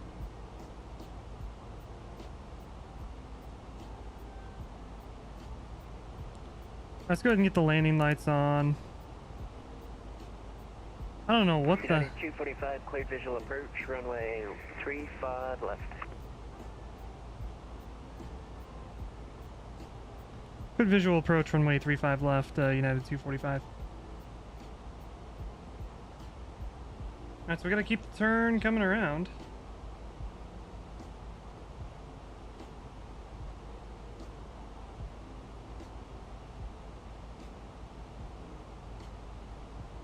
I could have been a real asshole and could have been like, well, we can't do the visual approach because the airport is behind us. We don't see it.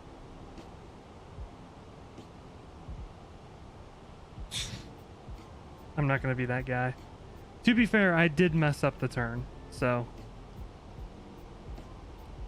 Go flaps 1. Let's go ahead and descend down.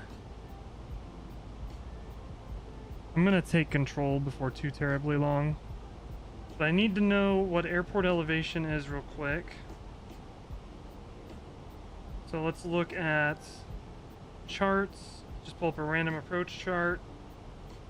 Airport elevation is 4,015 feet. So we need to start going down. I'm not sure what this plane is doing.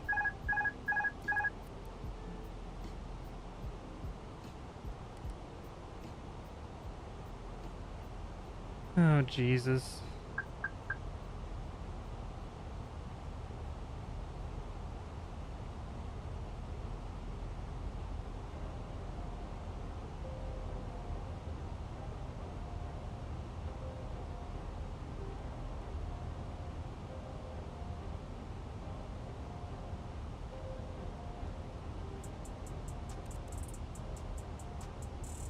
United 245, wind 300 at 15, gust 23, runway 35 left, clear to land. 35 left, cleared to land, United 245. He did not give us a very good approach here.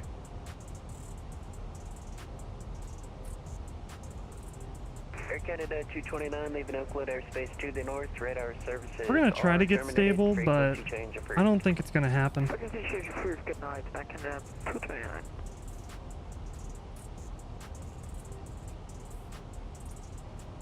229. Maybe I just didn't fly a very good approach. So we're 2,500. I'm trying to get low. Southwest 554 on the ground, Oakland, gate 17, request push short on the Tango 30. So I can nose up and slow down. Push on Tango approved. Push on the Tango approved, Southwest 554. This might be a go around. Oakland Center, good evening. Fin Air 2, flight 330. Fin Air 2. We're full speed brake.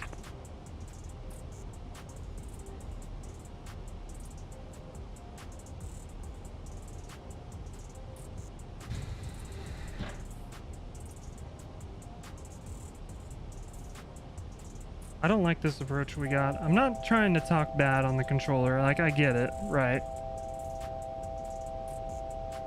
But at the same time, shut up, plane.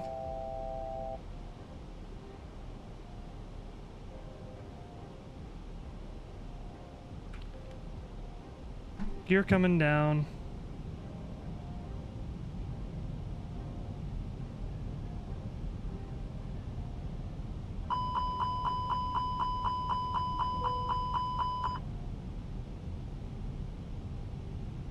Minimums are 200 feet.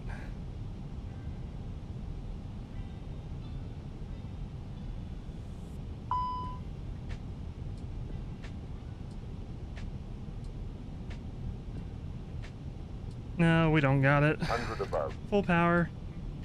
Gear coming up. Flaps 1. Oakland Center, United 245 going around. United 245, roger, flight runway heading, climb and maintain 12,000. Runway heading 12,000, United 245.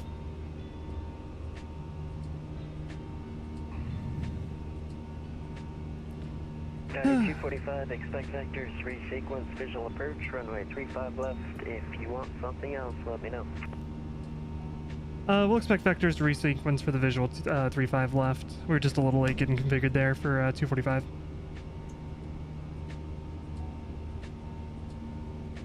Alright, 12,000. Runway heading 347. We got that. Let's go lever climb. Let's try to do this a little bit better this time.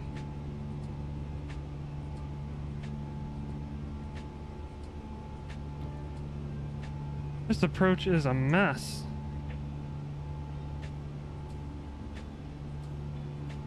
Your relative's fiance knew somebody in 232. Is it our fault we talk too much? No, I just was kind of all over the place with that. I'm actually going to go flaps 1 again. That was by far the worst approach I've flown ever. Like, it's all 100% my fault, because he said right-hand turn. If I had made the right-hand turn all the way around to 170, then I would have been fine, because making that right turn, part of the way through the turn, he would have cleared me for the visual, and then I could start descending. But because I turned left instead of right, that completely messed up everything. 245, turn right heading 160. Right heading 160 for United 245. Southwest 554, runway 30. We'll make a right turn Tango, uniform, whiskey, to heading 160. Oakland altimeter 2998. 908, Tango, uniform, whiskey, whiskey 1, running 30, Southwest 554. It's 10,000 feet. We'll get our speed up a little bit.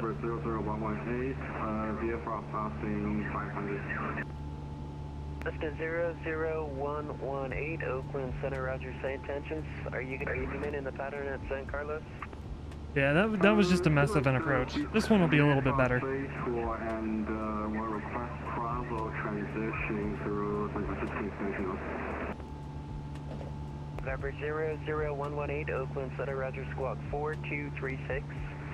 Squawk 4236, this time 118. Alright, should level us out.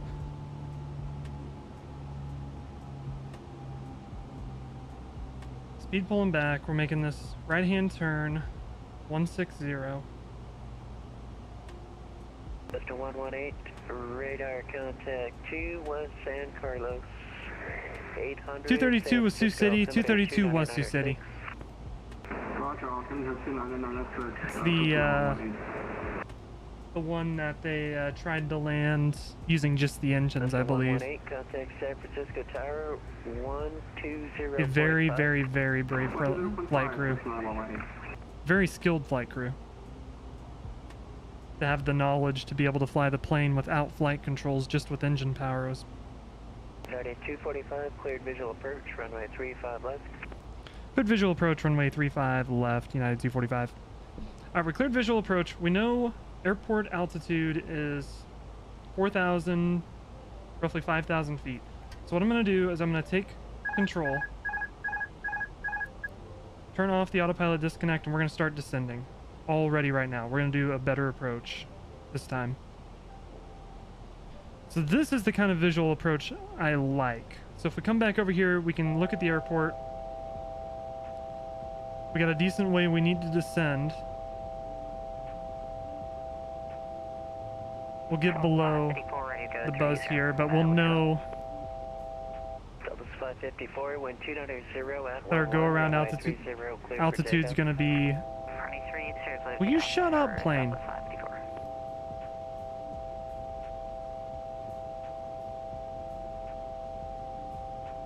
Dude.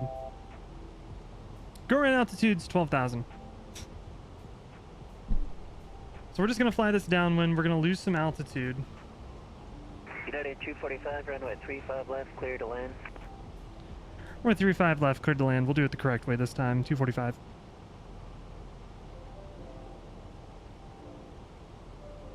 We'll do a little bit of speed brakes to help us slow down, so we can descend a little bit better. Doing visual approach. I'm not using. I don't have the ILS plugged in. If I was smart, I probably would plug in the ILS. Awful but skillful. True. I tried flying just using power inputs. There is no way I'd be able to do that. So I'm actually going to jump over here to the right side, just so we can keep a visual on the airport. Keep descending down.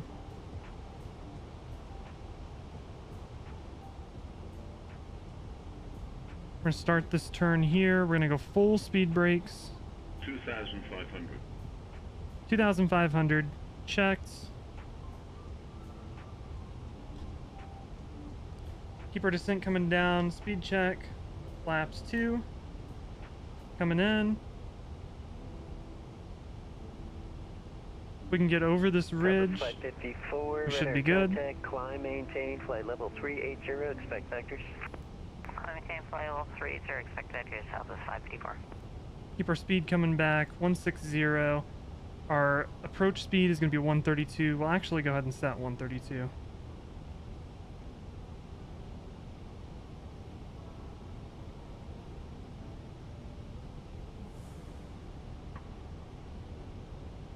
And have a visual on the airport right there.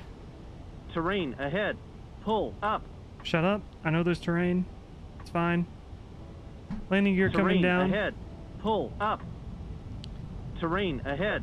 Pull up. Heading 350. Terrain ahead. Grateful. Pull up. Heading 350, direct grateful, south of 554. Now we're flying our base leg. Terrain ahead. Pull up. Speed brakes coming in. So we're good there. Terrain we'll get ahead. Pull up. Flaps 3. Speed brakes armed. Ahead. Pull up. Reno wind 300 at 15, gust 23. Just a wind call. We don't have to read that back. Pull up. We'll start our turn onto final. Pull up. This plane's pissing me off. Go ahead and go full flaps. We're fully configured.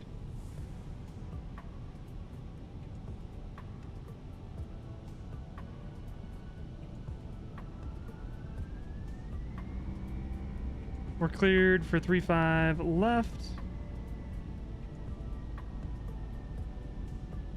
1,000. That should be good. We are looking mighty fine. Much better this time. Light slope. Light slope. Light slope. Light slope. Light slope. There we go. That is the kind of approach we want to see. Light slope. All right, gears down, Light flaps slope. are down, speed brake is armed, auto brake is armed. We are good to land. Let's do it. 500.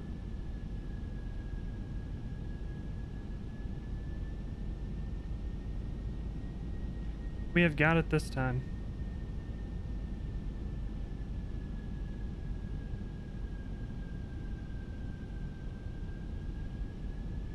Hundred above. 100 above checked. We got a crosswind. Just a little bit of a crosswind. Floating just a little bit. Continue, stabilize. Clear to land, runway 35 left. 100. Light slow. 40. Whoa. 30. 20. Oscillation. Retard. God damn, that was a... Shit. I fucked that up. Alright, full reverse.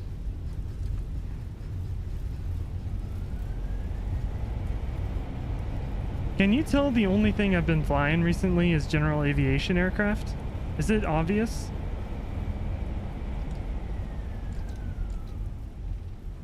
Okay, landing at San Francisco, it's going to be a million times better, I guarantee Delta it. 2220, correction, Delta 2299, Oakland Center, radar contact, climb and maintain flight level 370. Redemption is coming. Please don't judge me too hard for that.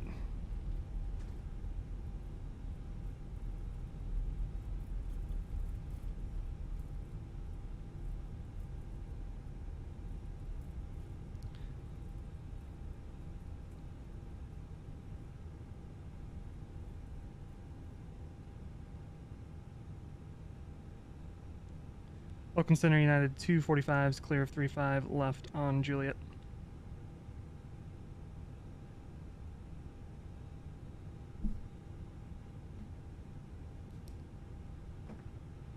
Oh, brother. 245, roger, taxi by Bravo to the ramp, have a good night. Bravo to the ramp, we'll see you next time, United 245. Little does he know, next time's going to be in about 15 minutes. Unicom a little early here. We're going to get some sleep for this one. Fed Air 2, I don't see any conflicting traffic. Radar services are terminated. Frequency change approved. Have a good flight. Alright, taxiway Bravo's this one. We got the APU starting up. Strobe can come off. Sturdy landing, but nothing you wouldn't see plane spotting for a few hours. That's fair. The thing that's embarrassing about it, though, is the A320, it should be a piece of cake to land. It's just been so long since I've done it.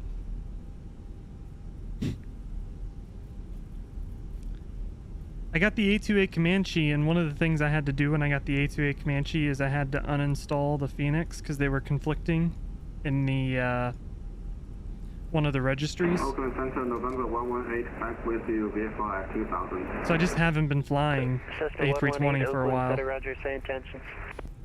Faithful, and then... I know I'm making excuses, but... Cessna 118, roger, maintain VFR. I will make excuses.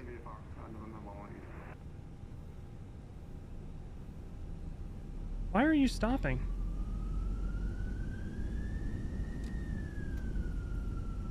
Probably my least favorite thing about MSFS is it randomly just puts on the parking brake.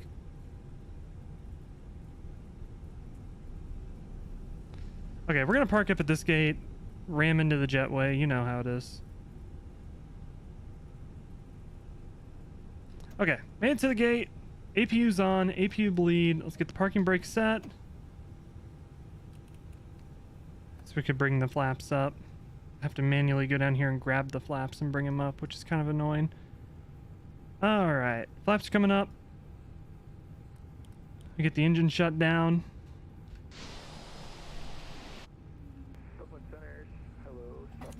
Beacon come off. APU's on the bus. We're golden. Ladies and gentlemen, welcome to Reno after an eventful approach. The first missed approach we've had to do on the YouTube channel. They're awkward sorts of things, that's for sure. There you go.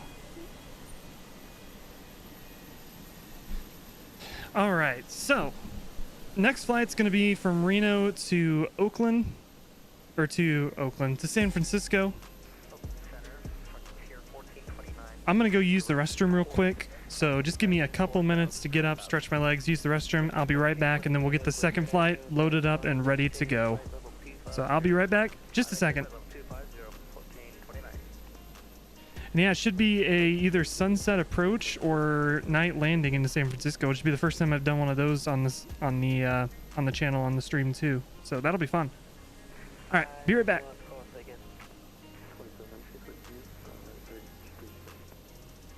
Southwest 2700, second altitude. 220. Southwest 2700, roger, thank you.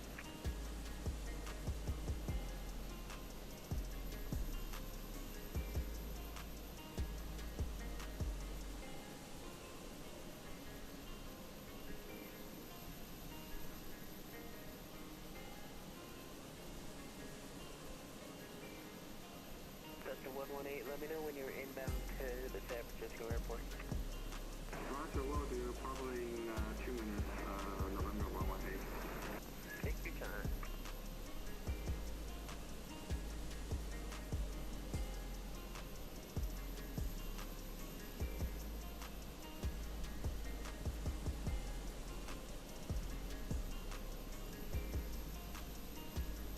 Douglas 5433, descend at pilot's discretion, maintain flight level 240.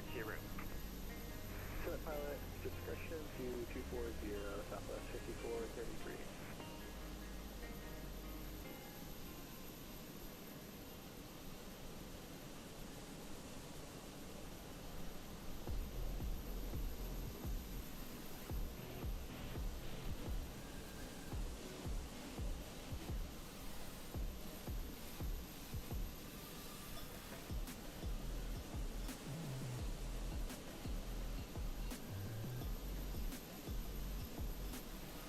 Alrighty. You're from Sydney, Australia? Oh, heck yeah. That is legit the other side of the world. I dig it. I dig it. Alright, let's jump back inside. Let's get this thing rolling. Let me get rid of the, not turn down my microphone. Wow. Get rid of the be right back. Alright. So now we got to get ready to jump our way over to... From Hobart, Australia? I've never heard of Hobart, Australia. Oh, you're talking to passengers? I'll shut up. I'll shut up. Alright, let's plan this flight real quick. Should not take very long at all. We'll pop up sim brief. New flight. Let me look at FlightAware. We'll grab a somewhat real flight number to San Francisco. Let's do 998. That'll work. United 998 from Reno to San Francisco. A320. We'll do G Fenix. Phoenix A320. Cessna 118, contact San Francisco Tower 120.5. Talk to you in a bit. 5 left, all that. That should be good. Generate flight. Should fly there for a video. I'm gonna have to. Hobart, Australia. I'll see what I can do. Was that YMHB? I'll have to give that a try. I'm always looking for new places to fly. 1,000 meters. Alright, we'll pre-fly 1,000 meters. Okay, flight 42 Super. Okay, what's your altitude in feet? 3,100. Okay, flight 42 Super. That's better. Radar contact. Climb and maintain flight level 270. Climb and maintain flight level 270. Bay flight 42 Super. Okay. I've heard everything today. Alright, it wants us to go to 320. I'm not going to go all the way up to 320. What I'm going to do... So we're going to go back to this. This is a short flight, so...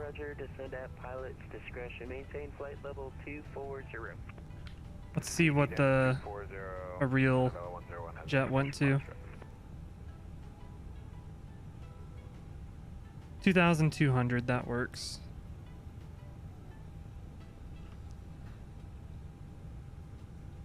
Our airspeed is not going to be accurate, but that's okay. File flight plan.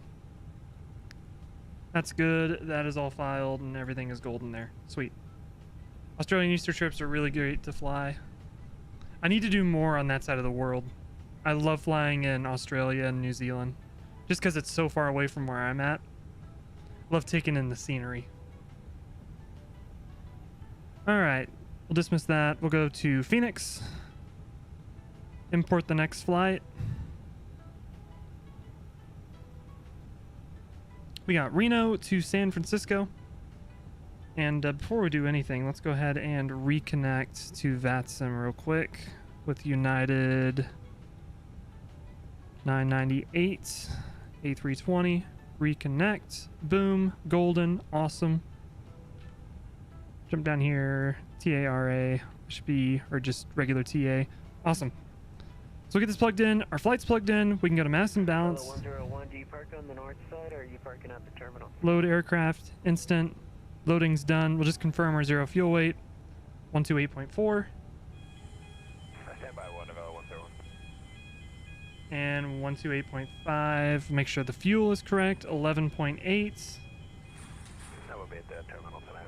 11.8. So we're good. 101, roger, thank you. Then we'll get this programmed real quick. This should be pretty simple to do. We're going to go to ATSU. AOC menu. Init request. We'll do the init request. Brisbane, Sydney, Hobart, Melbourne. All really nice. There's a lot of fun routes to do in Australia. I need to explore that a little bit more. Alright, so our flight init is good. We'll go here. Wow. Let's go. Jesus. Init request. There we go. Default scenery kind of sucks. I mean, sceneries, it is what it is, right? The majority of our time is spent up in the air, so scenery is not that big a deal. At least to me, it isn't that big of a deal. Once again, I forgot to put an ETA in the overlay. My bad. Alright, our arrival. SFO, we're departing. Reno.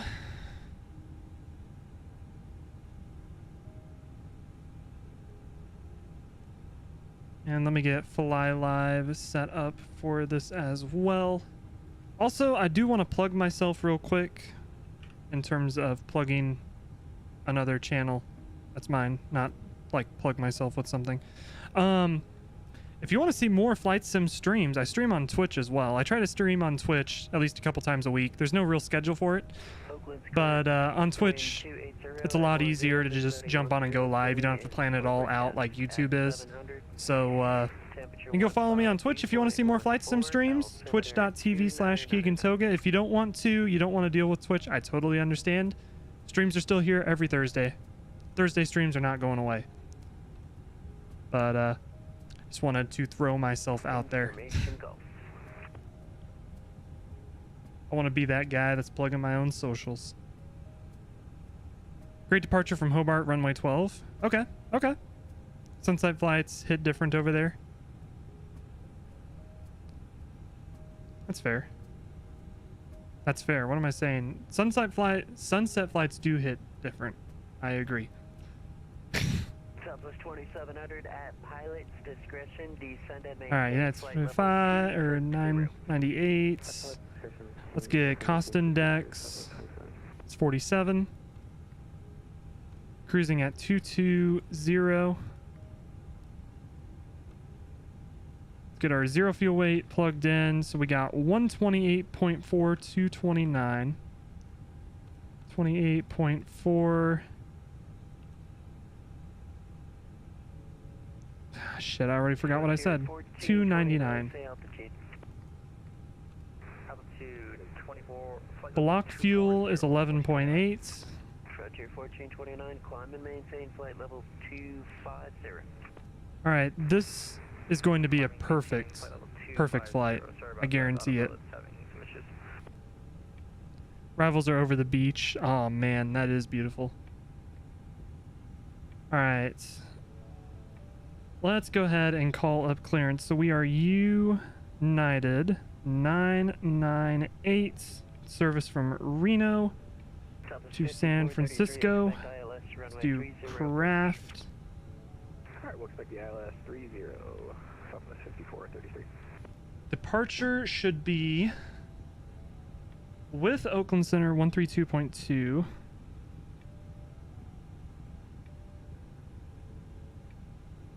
We still have the weather because there's no ATIS. So we'll just say we have the weather.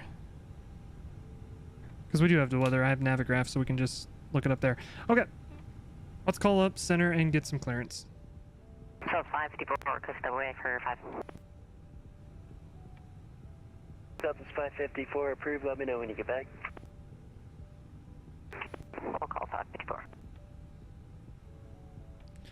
Oakland Center, United 998 at Reno, looking for IFR clearance at San Francisco with the weather. United 998, Oakland Center, cleared to the San Francisco Airport via radar vector Marlowe, direct Lakes, Bodega 3 arrival. On departure, fly runway heading, maintain 15,000, squawk 4311.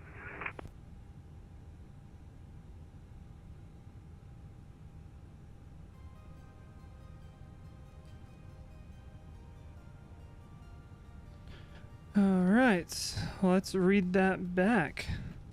Clear to San Francisco, radar vectors Marlowe, then Lakes, then the Bodega 3 arrival. We'll fly runway heading and maintain 15,000 on departure, squawking 4311 for United 998. United 998, read back correct. Runway 35 left departure, advise ready for taxi. 35 left for departure, we'll call you for taxi, United 998. Southwest 2700, descend by I cannot believe I got that read back right. Chat, look at this. I was having to scribble that all down as he was saying it. I had none of that written down. I was like, oh, crap. We did it. Southwest 2700, descend via Oaks to arrival, Oakland altimeter 299. Tried to find your switch, but couldn't. Oh, maybe it's not in the description. Yeah, I'll drop a link. I'll drop a link once we get up in the air. For sure. Okay. So let's get the plane set up. So we're going to 15,000 on departure. Departure heading 357. So let's get that plugged in. 347.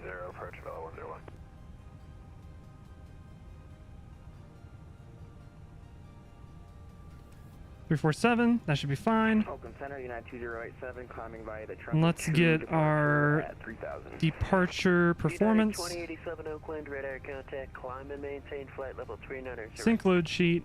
We're going to take off runway 34 left in this. It's 35 left is what we're taking. Big anti-ice packs on is what we want. That all looks good. Sync the weather. Calculate. Steam gauges and pen and paper. We can do some of that. 2267, good evening. Checking over to you. Flight level 320. 127, 140, 140. Oakland Center, pilot's discretion to center maintain flight level 260. Flight level 260, our discretion, Delta 2267. I have the DC-6 and I have the DC-3. We can also fly the Piper Comanche with VOR, steam gauges, and pen and paper and old school navigation. We could do that sometime. I'm totally down for it. I love flying old school stuff. All right, flaps 1. How long in minutes before you are ready for taxi? Should be just about 10 minutes at the most for United 998. United 998, roger, thank you. On frequency, be advised, I need to step away for just a minute. I will be right back.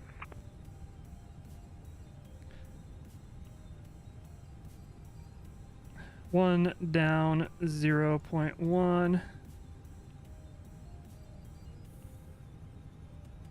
So, where are you all heading tonight? LA. Everything. Oakland. Tell me you guys heard that. Where are y'all heading tonight? I think I'm behind the frontier. I can't tell. Is midair on Qantas and Korean Air 007 was shot down?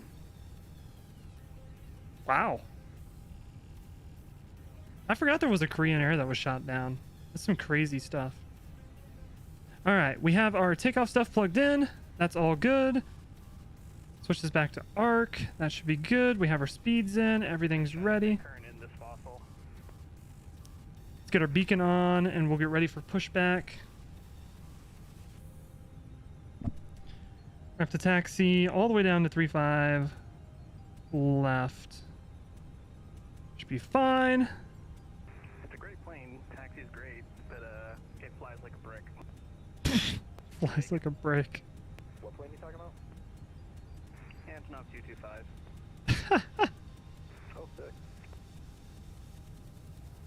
Okay, Phoenix ground services 40 years ago. Dang. All right, chocks and cones. I've had to resort to installing a Garmin 430 in order for this thing to have a working autopilot. Let's do. You're so lucky. This Azibo A320 is so bad. All right, Wait, there's all sorts of time. we'll do that. Release the parking brake. Why subject yourself to the torture of flying the stock A320?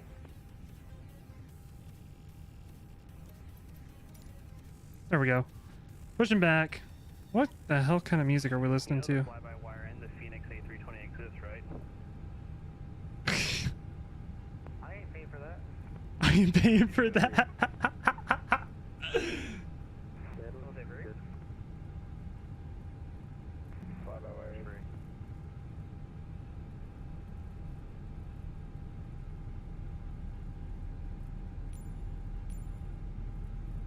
All right, starting up engine number 1. It's coming online. We're going to wait on engine number 2 because we might have to sit here for a little bit before we get taxi clearance since ATC has stepped away. Well, at least the Asobo 747 is usable now. Give me that MD-11. Come on, TFDI, do it.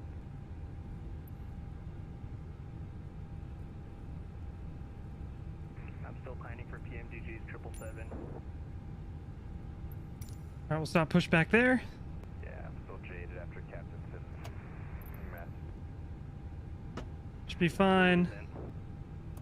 We have one engine started. That's what we want. We'll come up here to our electric pump for the hydraulics. We'll turn that on. Should be fine. Flaps 1. Speed brakes armed. We'll just kind of set up for takeoff.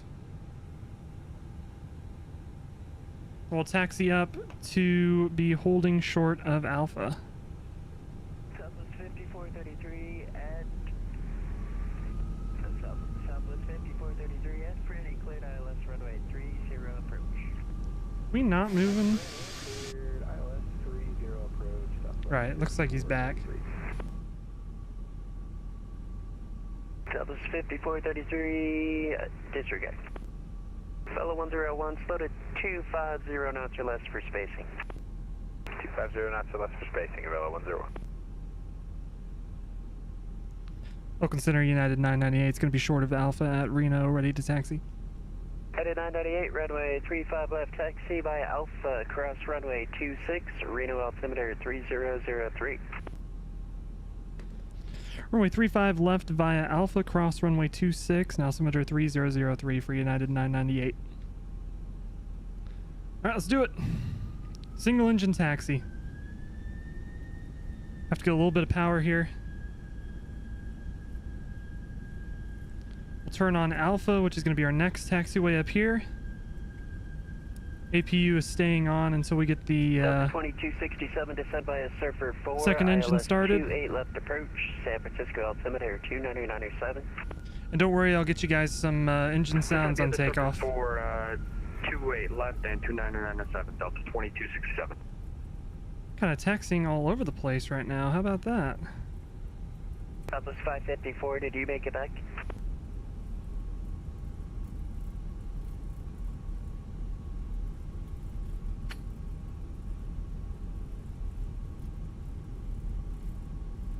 All right, let me catch up. Virgin Australia 737. Gravel loose over the beach. That would be a really fun one. ILS, runway 30 approach behind a southwest 737. Carries many severe. Number 2 for the ILS, runway 30. 007 carries many conspiracy theories, but it was sheer bad flying. I'm not super researched on that one. I had forgot that accident even happened. TCAS, Bella 101. Frontier 1429, contact let's Los make Angeles sure. Center 135.55. Good night. Contact Los Angeles Center 135.55. Tier 1429. See you. Make sure we're squawking the right squawk. We've messed up enough with this controller already. I don't want to get yelled at again. Southwest 2700, expect ILS runway 30 approach.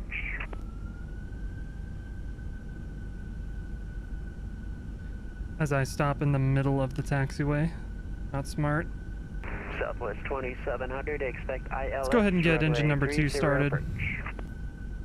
What's the ILS 30, Southwest 27?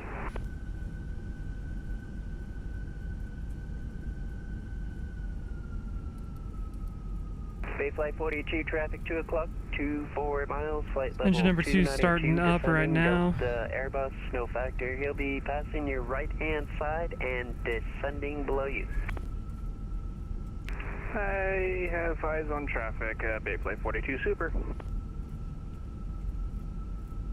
Yeah, it's not like I can dodge him anyways.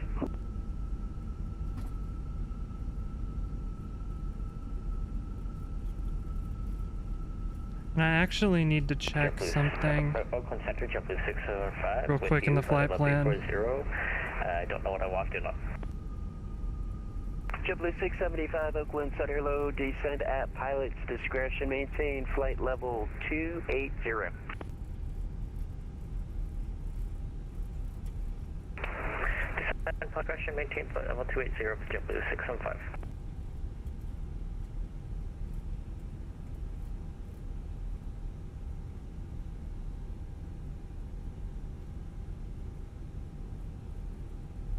Vela 101 at Franny, cleared ILS, runway 30 approach, number 2. Your wife is Koreanese? Franny, Nice. cleared ILS, approach, runway 30, number 2, Vela 101.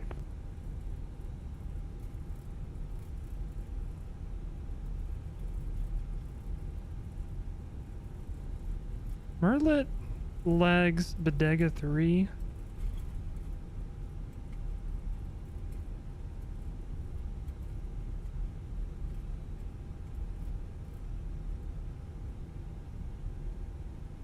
He told us read back correct.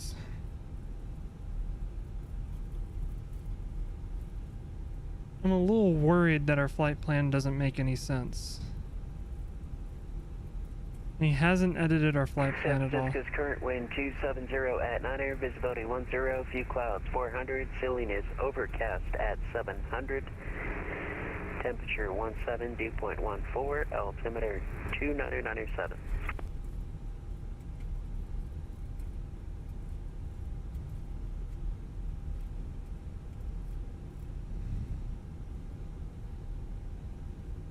He hasn't updated my flight plan on VKBsim either.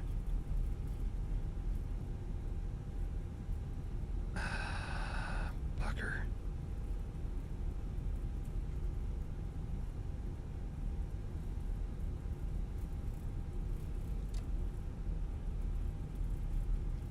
I'm not having good luck with ATC today.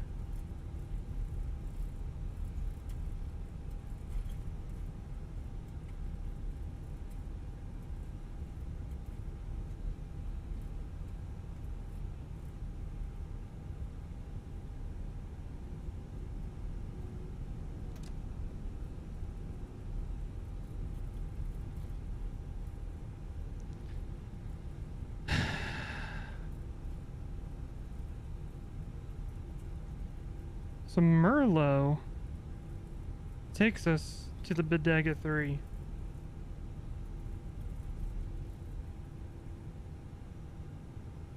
Tell him who's boss. I just don't want to get yelled at. I'm better than that. But I'm confused at what's going on here. So...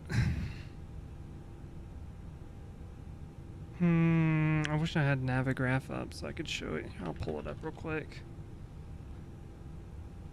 It's real quiet on Oakland Center.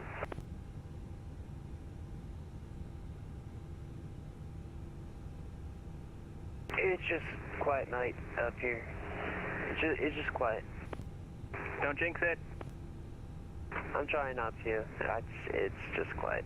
Sorry, guys. So, okay, so if we look at the Bodega 3, I have it pulled up. So if we look at the Bodega 3, our first waypoint we got was Merlot. Then lakes. But there is no lakes. Southwest 550. It wants us to take Oakland lakes into the Bodega 3. So that doesn't make any sense. So what I'm going to do is while we're sitting here, I'm not going to call ready yet. I'm going to look into Sky Vector.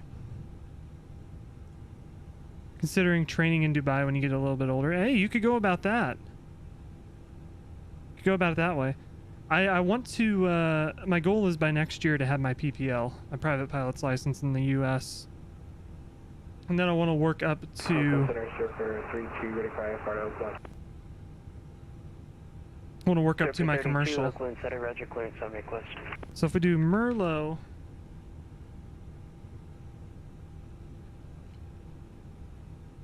Then lakes. Not Kales. Lakes.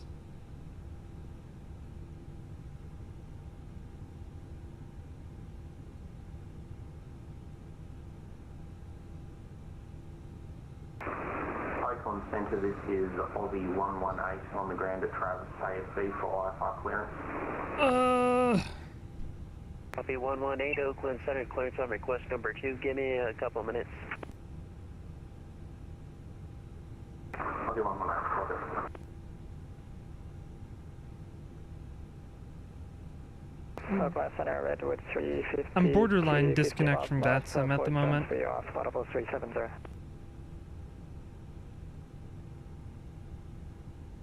Redwood 352, Oakland Center, radar contact cleared to San Francisco as filed. Maintain flight level 370, squawk 4352. Clear to San Francisco as filed, audible 370, squawk 4352, Redwood 352. Bay Flight 42, contact Los Angeles Center 135.55. LA Center 135.55. Have a good one, Bay Flight 42, super. Turf 32 clear to the Oakland Metro Airport by radar vector Sacramento VOR, Victor 334, Sunnel, direct on departure, fly runway heading, maintain 5,000, squawk 4232. Alright, we're clear to Oakland, the radar vector Sacramento VOR, Victor 324, Sunnel.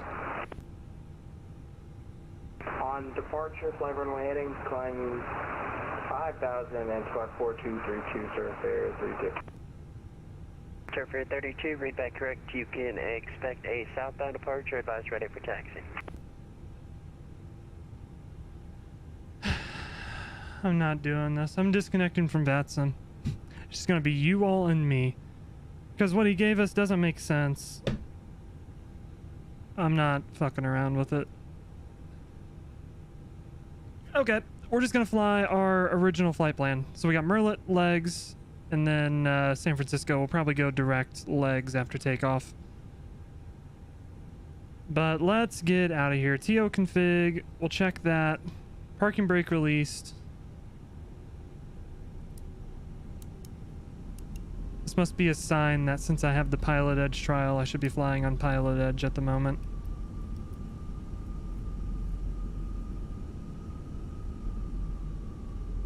See, the thing with VKBsim is great. However, sometimes it's just random shit happens where it's just like, what the fuck is going on?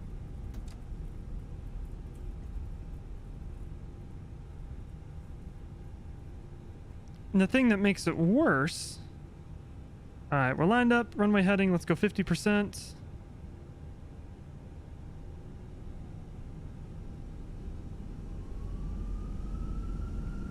And Toga. Manflex SRS heading, which is what we want. The thing that makes it worse is I read back Merlot Lakes. And he said read back correct. but there is no lakes. Lakes doesn't exist. And Merlot is very close to the waypoint I already had.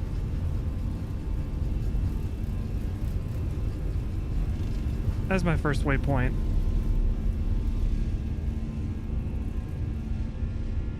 I don't know. Positive climb, gear coming up.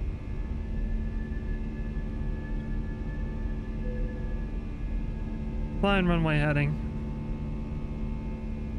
Pitching down for the flight director.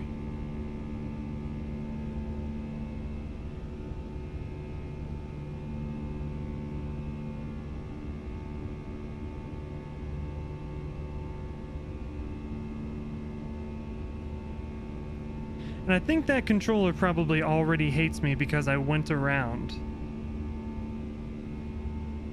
I messed up that turn when we were landing at Reno. So it's just kind of one of those things where it's like, I'm not even going to screw around with it. I'm just going to let it be.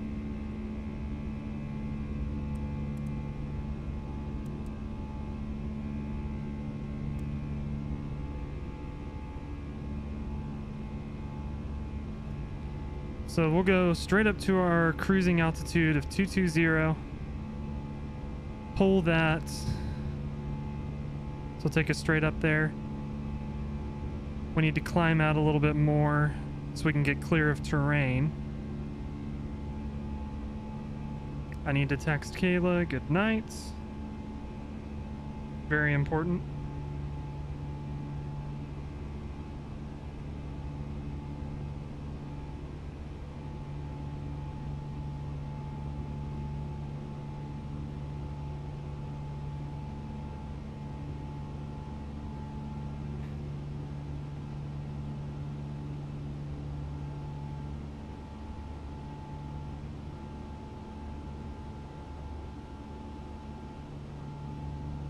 Okay.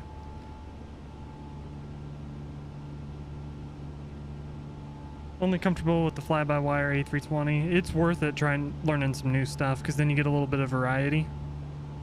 It's a lot of fun. Alright, now is the fun part where I show that I actually know how to do stuff. So we're going to make a left-hand turn, run to 260. Once we get around this turn, we'll go direct legs, and then we need to plug in the arrival pretty much immediately, since this is your shorter flight. So we'll bring it around.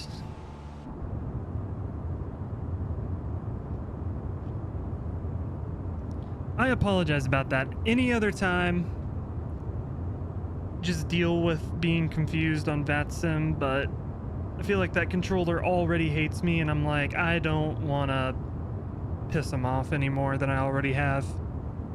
It's just not worth it. But also, on the flip side of that, in my opinion, he didn't give me very good vectors for the visual.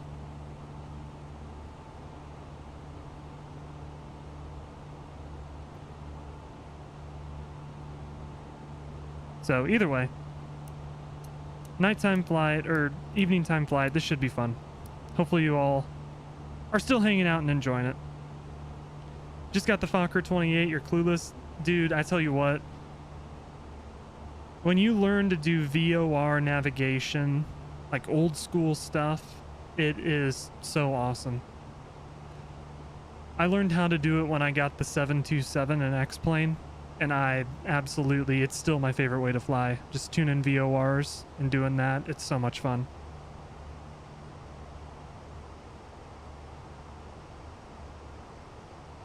It's a lot more fun, in my opinion, than doing, following the magenta line. I forgot to get FS Realistic going, too.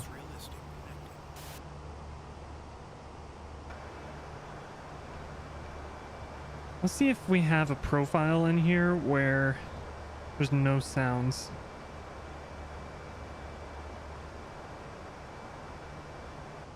I'll take Captain Canada's. Y'all like Captain Canada?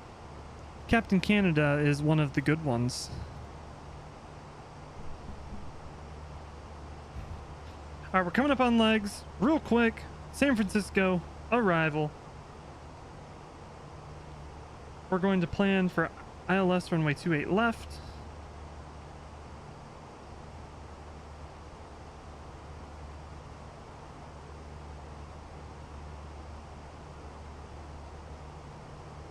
Our star is going to be the Bodega 3.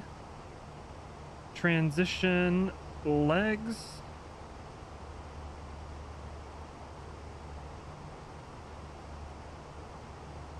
Select heading track first.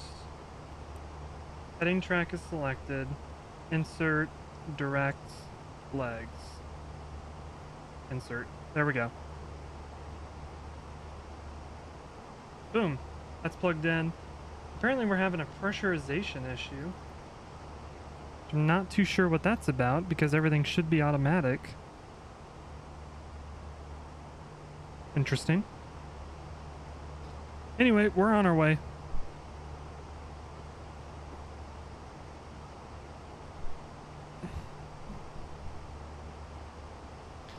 You must be exhausted after all the chat. Dude, I tell you what, I don't know how the hell these streamers talk as much as they do. Like, if you think about it, right, at the end of this stream, it's going to be probably 3.5 hour long stream. My voice is going to feel used. My throat will be just a little sore. And then I'm going to bed right after this, right? But I don't know how some of these streamers can talk for 5, 6, 7 hours straight. I have no idea how they do it.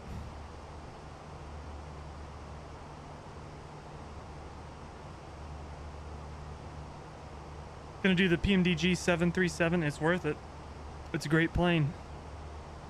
Especially if they ever decide to add the EFB. Cough, cough. Wink, wink, nudge, nudge. PMDG.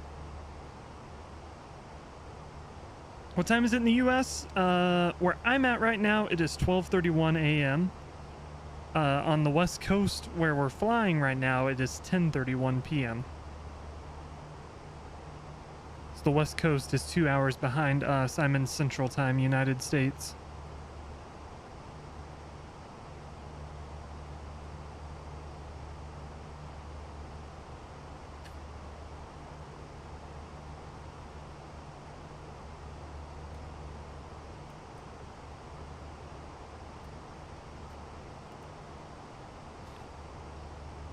Alright, that's set. As a lawyer, you can talk. I would hope so.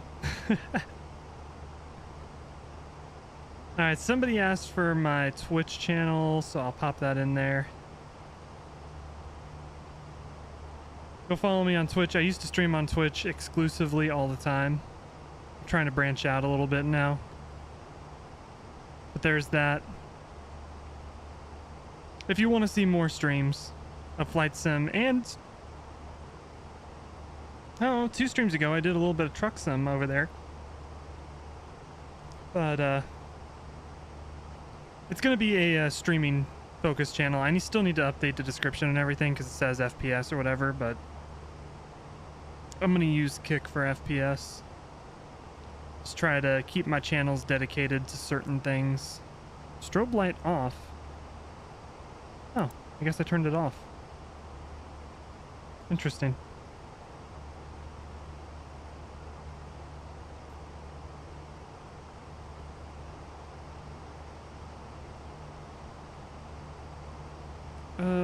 Panel.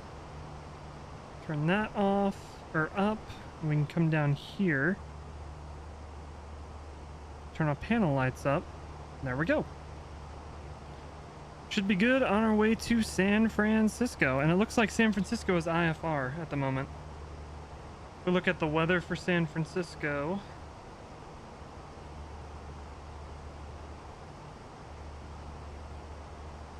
We'll get our information, weather. It's 10 miles visibility, but we got clouds at 400 feet, broken at 700 feet, broken at 20,000. So we got plenty of clouds to deal with, which should be fun. Hopefully the weather in the sim is doing it.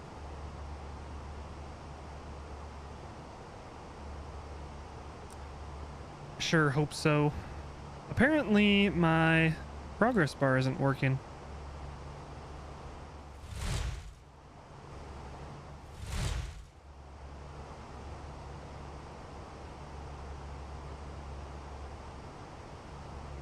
Weird. It's showing 0% progress.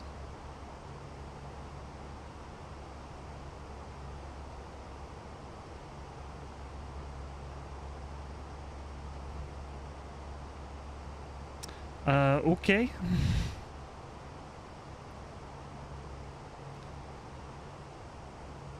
I've heard the Breedock 737 Max is not amazing.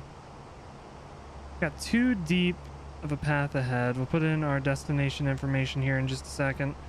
Do we have a top of descent? We do. Okay. What the hell is this thing doing?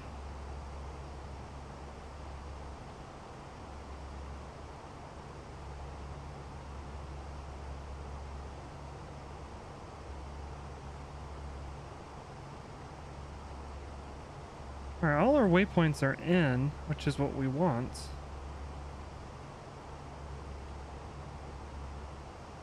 Oh, lordy.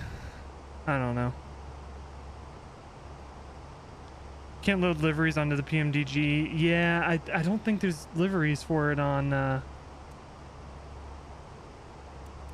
Xbox. It's kind of the downside of Xbox, you know?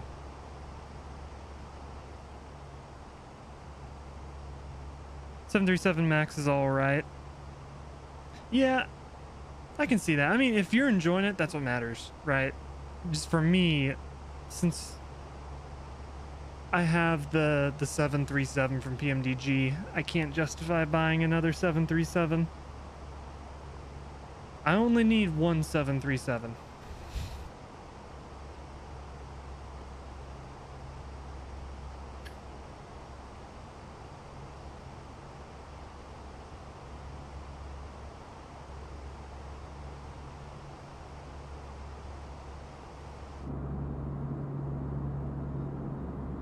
A wing view with the sunset. Doesn't that look great out there?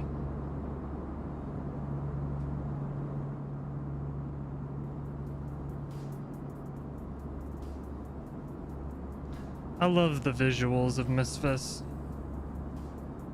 There's 3 packs for the 737-8? Those must have been released without me knowing it. They won't load up Flight Sim TO liveries and PMDG. So, a lot of liveries that you'll get from the TO, you have to use the Operations Center to install. So if you go to PMDG Operations Center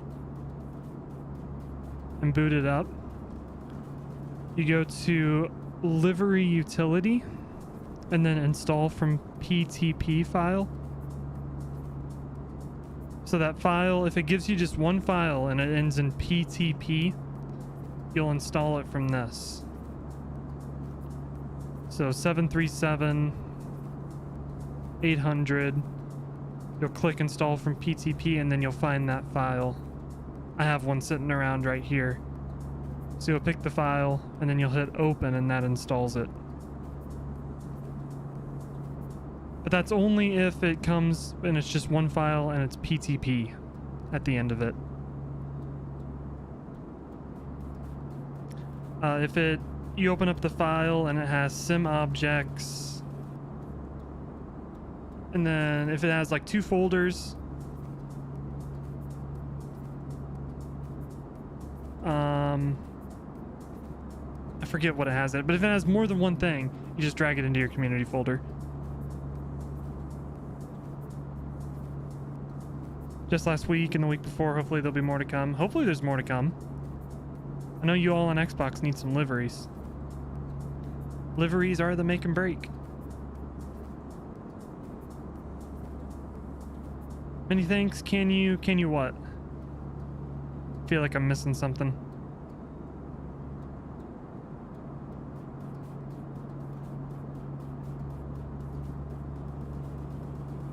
Listen back to it? Yeah, you should be able to.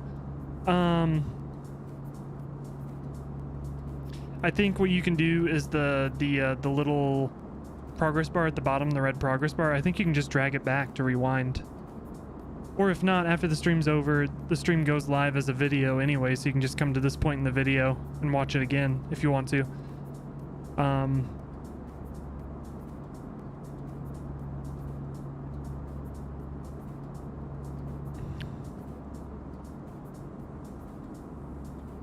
That's a way to do it. Poor old world travel.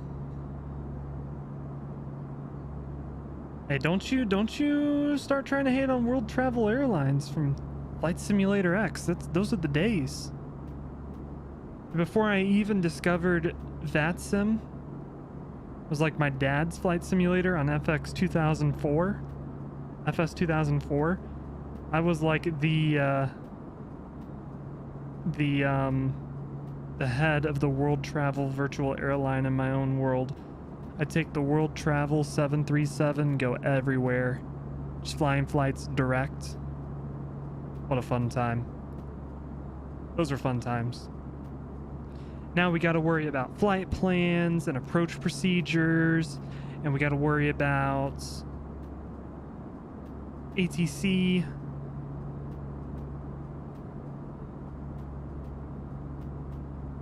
Yes, please. Thanks. No worries. Yeah, you should just be able to, if you can just grab, you should be able to grab the bar like you would kind of drag all over the place in a YouTube video. You should be able to do that with the stream too, and just kind of rewind it back if you want to.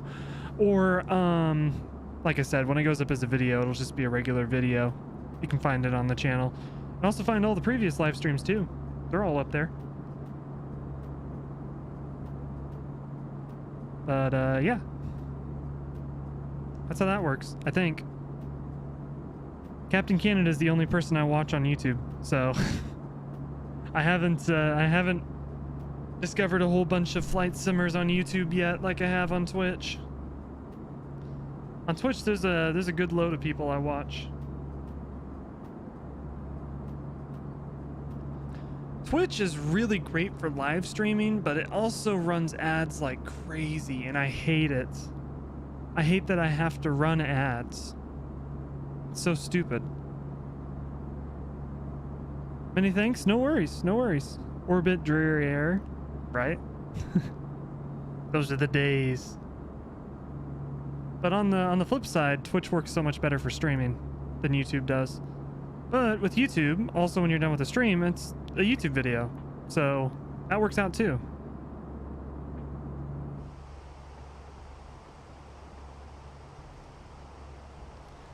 What is Twitch? Twitch is the big live streaming website. I'll show you what it looks like. It's twitch.tv.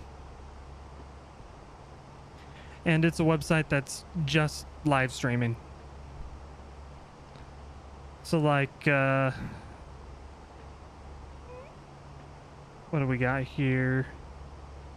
Oh, Conti's doing some flight sim. It's just going, it's the same thing like you're doing right now, just watching live streams, except there's freaking ads everywhere, and I hate it. It's so stupid. V1 is great. I love V1.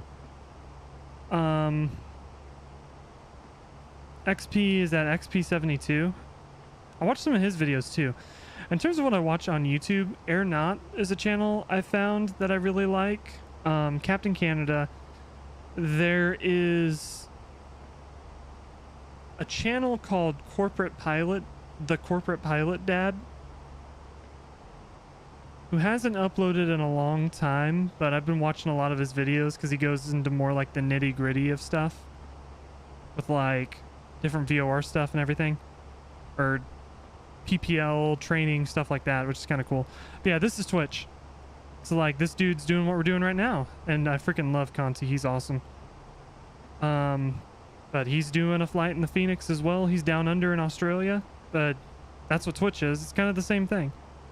Twitch was really the pioneers of live streaming. How the mighty have fallen. Lamau.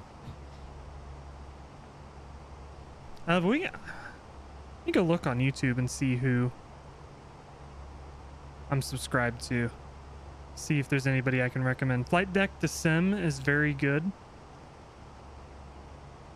Here, we'll do this. flight deck to sim. He's a 737 captain in Europe.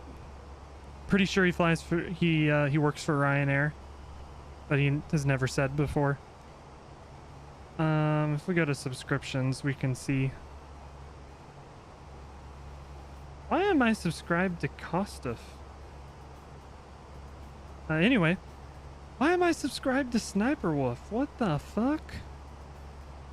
Flyby simulations. He's pretty good. He's pretty cool. I am subscribed to some weird shit on YouTube. What the fuck? I don't check my subscriptions very often, which is probably kind of funny for a YouTuber to say. Aeronaut, this guy's really cool. He's a smaller YouTuber too, but I definitely recommend Aeronaut. Big fan of him.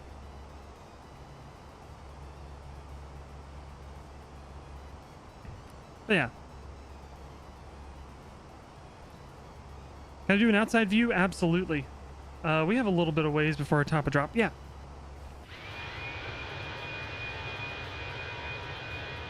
Let me get you the sunset in the background.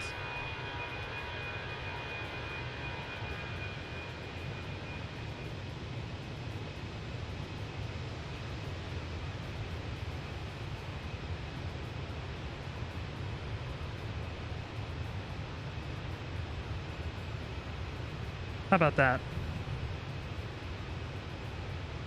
Love that, dude. Did a banner while flying, works really well. That's a fact.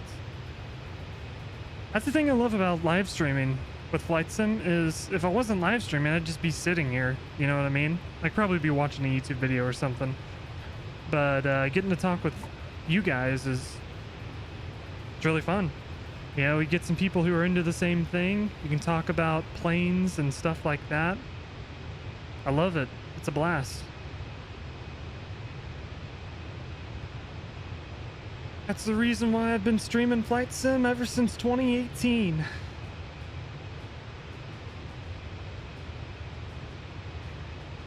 Been doing it for a little bit.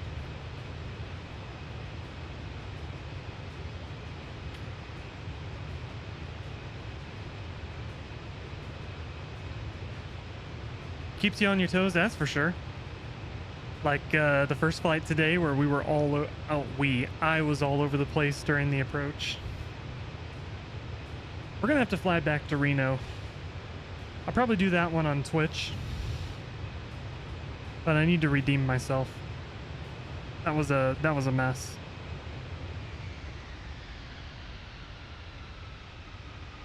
Why are we slowing down? Oh, must be a speed restriction.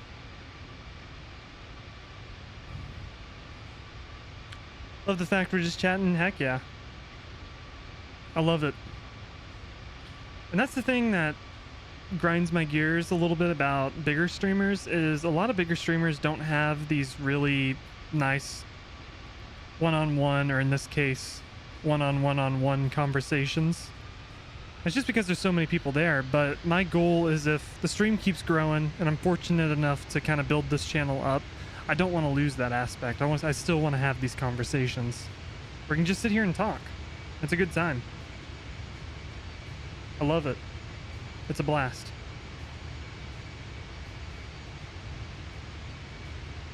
Dang, this... Okay, I'm taking a screenshot of this. This looks good. Isn't that something?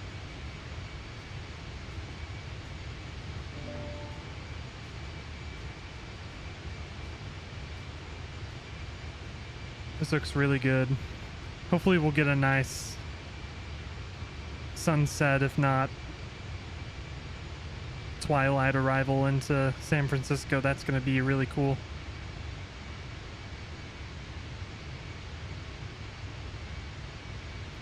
It just looks so good. I'm looking at my laptop that's sitting over there, and it looks even better on stream than it does on my monitor. So I think the color profile of my monitor is a little weird.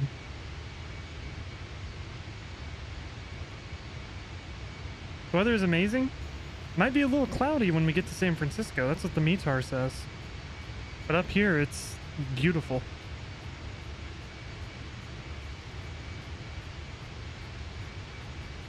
takeoff, stretch, and then descend, right? This is a short little flight.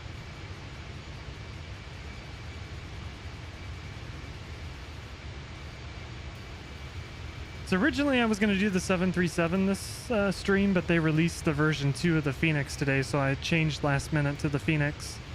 So next week we'll probably do the 737, because it's been a little bit since I've done... It hasn't been too long since I've done the 737, but I do miss flying the 737. 737's a real fun one to fly.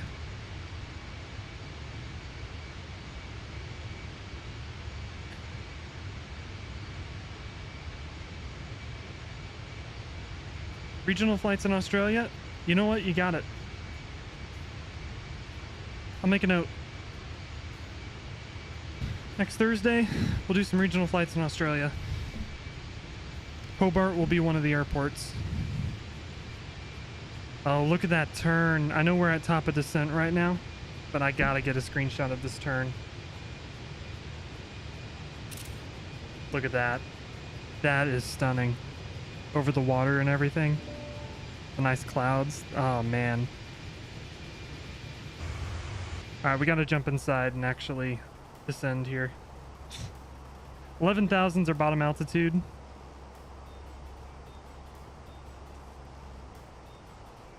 So we should be able to press that. And then we blew past our top of descent a little bit, so it's gonna drop us like a rock. Why is terrain on? I don't want terrain on. We have the intercept there for our vertical profiles, so that's all good.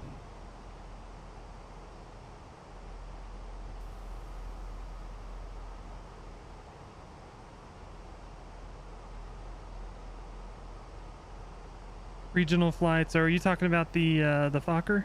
I don't have the Fokker. I want to get it. It's just a little expensive at the moment. Trying to save up some money, so I got to be real smart with what I buy. We'll see. If worst case scenario, we can do...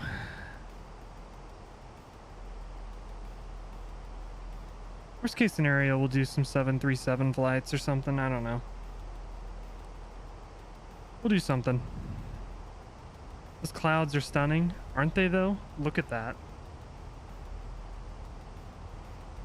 They look so good. This simulator, the visuals look so good.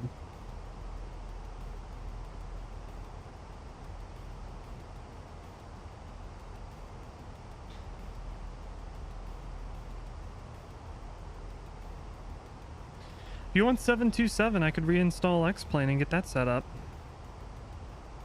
It won't look as eye candy as this, but it'll be something different. And then they have auto ortho and X-Plane too, so the ground textures won't look like poop.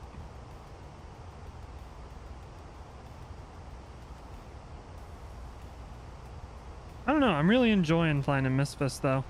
Because like the visuals, like it just looks so good. God, I need another screenshot. Stunning.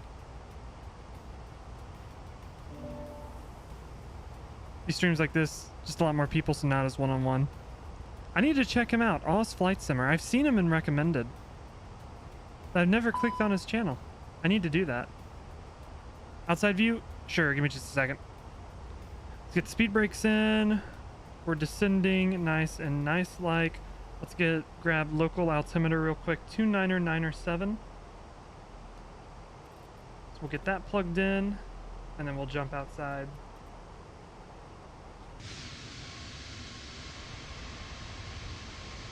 Actually, we'll do this. Which one would pop up for MSFS? I agree. I wish. So I think what we're actually going to do is we're going to jump to this side. Oh man, look at those clouds. Look at that. Oh my gosh. Zooming out. Look at that. Isn't that... Golly. That is so cool.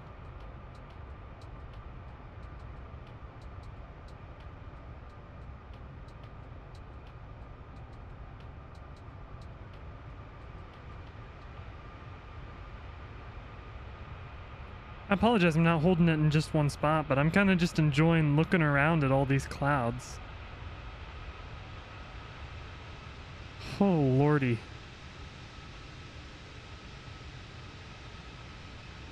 Alright, while we're flying past this one, let's jump inside.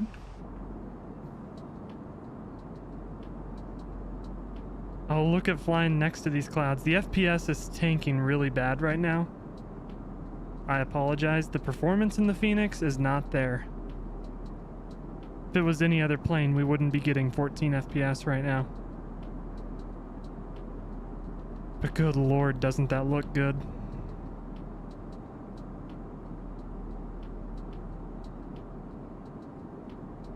You send friends screenshots and they ask where you get the pictures?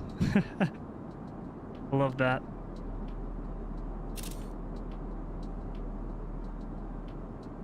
I remember the first screenshot I took in MSFS, I posted it on Twitter and people were like, oh, where are you plane spotting at? Because like now, we can tell that it comes from MSFS, but at the time, it was so like good looking compared to the other sims that people were like, that's real life.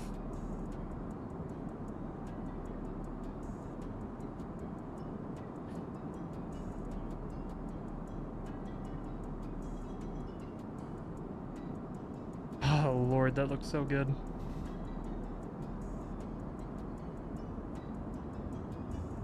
You can see the strobe light on this side too.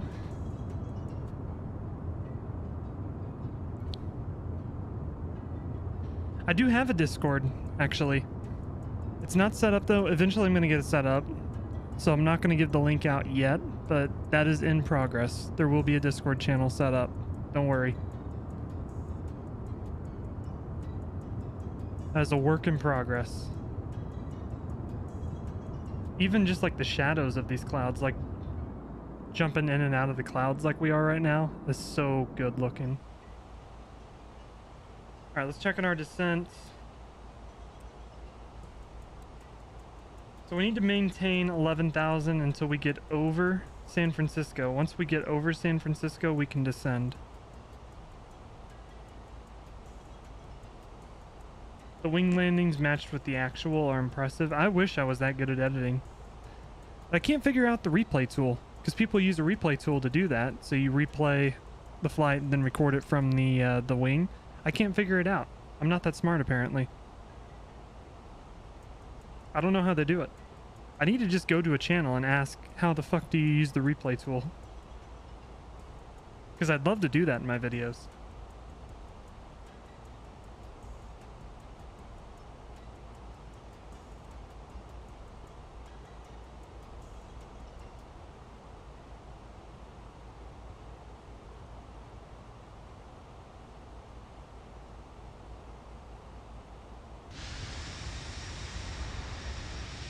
There is San Francisco Airport below us. Straight down. Alright, now we can work on descending down to our intercept course for the ILS.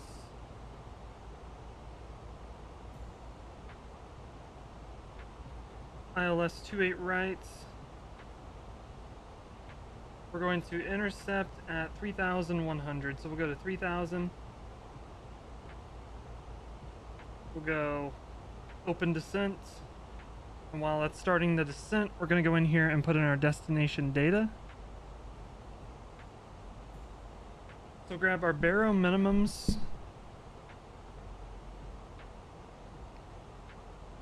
We're going to be 213.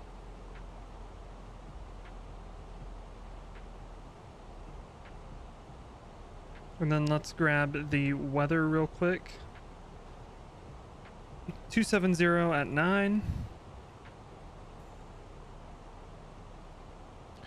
Temperature 17 degrees Celsius.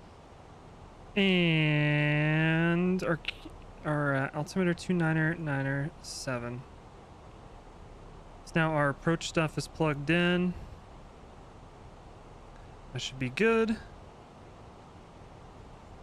Wish they had one for Xbox. That would be cool if they had a replay tool. I think the replay tool is just... I think they're struggling to get it to work the way they want it to. Got the LS on. We're going to go ahead and throw out some speed brakes to help us descend. Because I want to lose about 6,000 feet of altitude before too terribly long. I don't want to go flying all the way out into California, then turn around, you know what I mean?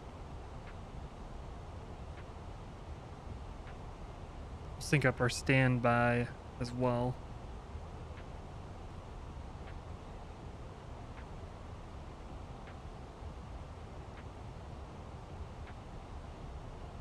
I want to try to land with it still sunset. So we'll set a kind of a downwind heading. Throw in full speed brakes so we can drop.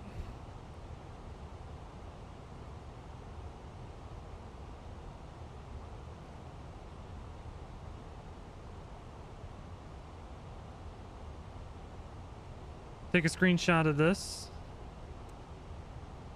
It should give me a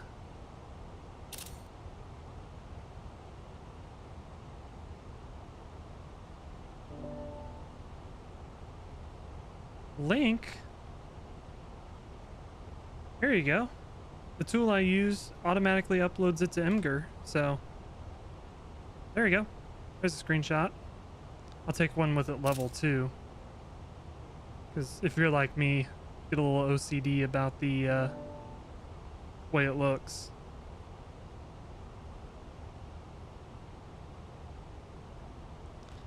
There we go. There's a couple. Alright, speed brakes coming in. Start to shallow up the descent a little bit. We're actually going to go to vertical speed mode. Holy crap. Okay. Oh, we're at 3,000. That's why it's not descending like I want it to. Start pulling our speed back to about 210. We'll go heading. We'll turn all the way around to intercept the localizer. Oops, accidentally scrolled out a bunch. Let's go like heading 330. We'll use auto brake low, arm the speed brake, and as we start slowing down, need to pull back the brightness on some of these screens so I can actually see. Let's go flaps 1.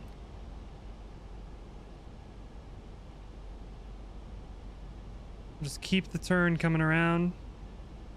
Had a client in some family law proceedings. He was a 727 pilot in Kuwait in 1990. I'm jealous. I wish I was a 727 pilot.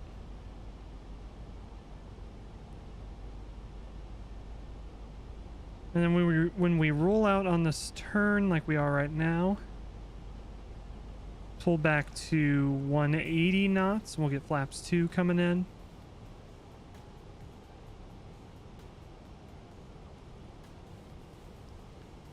$180 knots. There we go. We'll get flaps 2. Boom. Home in time for a steak. Hell yeah.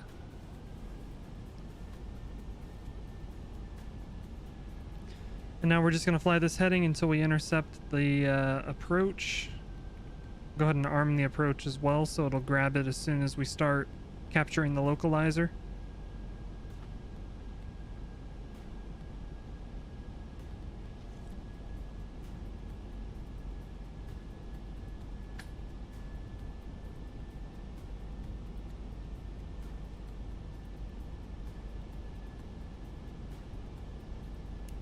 We'll go ahead and light up some lights. We need to get the wing lights on, make sure we're as visible as we possibly can be, especially since it's going to be cloudy on the approach.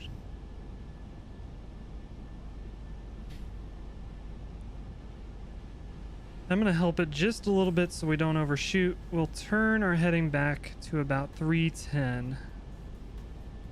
That'll help it intercept the glide or the localizer there. Kept asking him about flying while we were sitting outside court. He wanted you to focus. To be fair, I don't blame him. He's probably worried about his court case. There's a localizer coming in. See, there we go, chat. See, I'm actually flying a good approach now. Of course, it's ILS. It's not visual, but still. We're doing a good approach. See, I'm redeeming myself from the last flight. Localizer captured. Glide slope starting to come in. Our missed approach altitude is going to be 4,000, so when we capture the glide slope, butter, I will try my hardest to butter this landing. I will give it a shot. Got auto brakes low, speed brakes arm. Let's go ahead and go flaps 3. Pull our speed back to 160.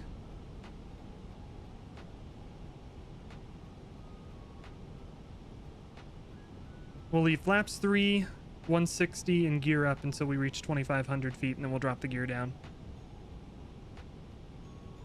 Whoosh up. Whoosh.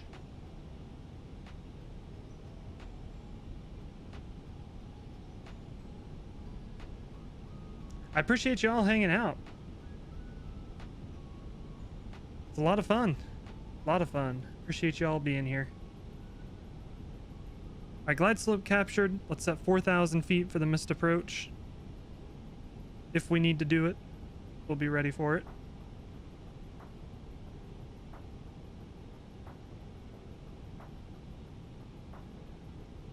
$2,500.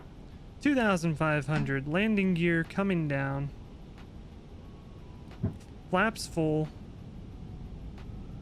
We'll go manage speed, which will bring us back to our approach speed.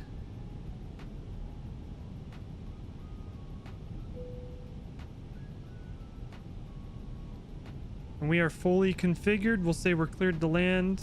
Get the nose light on. That's just my mental check. So if I ever doubt, if I forget that I'm cleared to land, I can look up and see the nose lights on. And that's just my mental reminder that I'm cleared to land.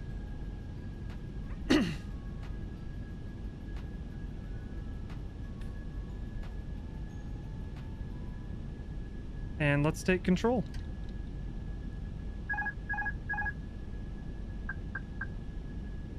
My airplane. Got a little bit of a left crosswind. Nothing too crazy. Won't have to like crazily crab or anything, so we'll be okay.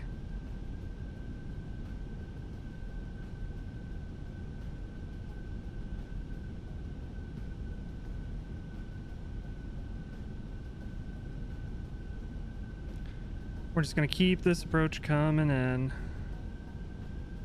So we're using ILS. I'm going to fly the glide and localizer. I'm looking at the PFD. Not really looking outside.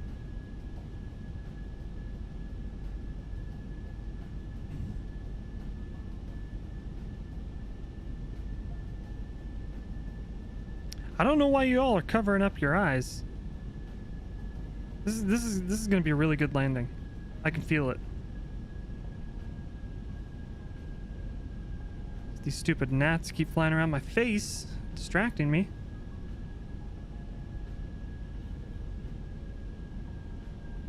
I'm feeling good about this one. It's beautiful, isn't it, though? 1,000. 1,000 feet checked. Stabilized. Missed approach altitude set. We're golden. Feet are on the rudder pedals. That's important. It's always awkward when I forget to put my feet on the rudder pedals and then to start going off the runway. It's happened a couple times.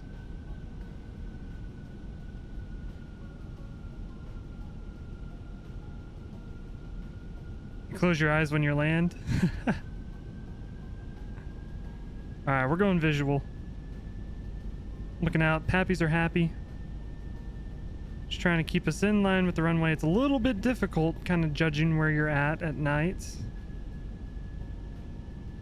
As long as you got the pappies and you got the center line, you should be okay. We're getting a little bit high.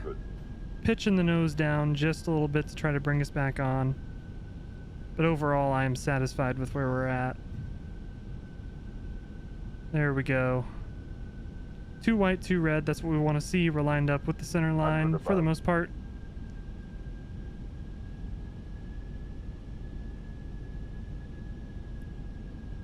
little bit left of center line. Continue. Stabilized. 100. 50, 40, 30, 20. Retard. Throttle back. Flare. A little bit firm, but I'm blaming that on the FPS. Reverse thrust. First is green. Decel.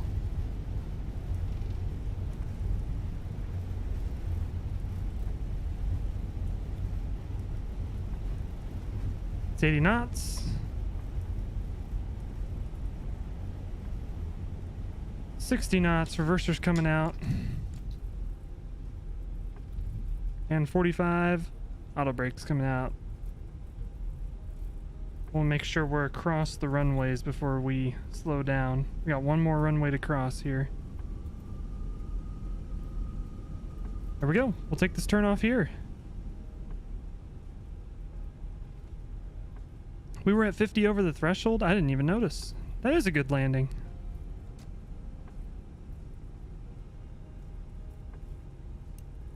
Whoa, I want landing lights off. Boom, boom. Should be fine. We'll get the strobe light off. We'll get the APU started. Wing light coming off. APU starting up. We'll jump down here. TCAS. Standby. You got a whole bunch of boys to go blue.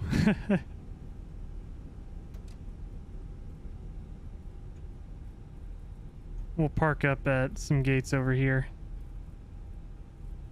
Welcome to San Francisco. We did it.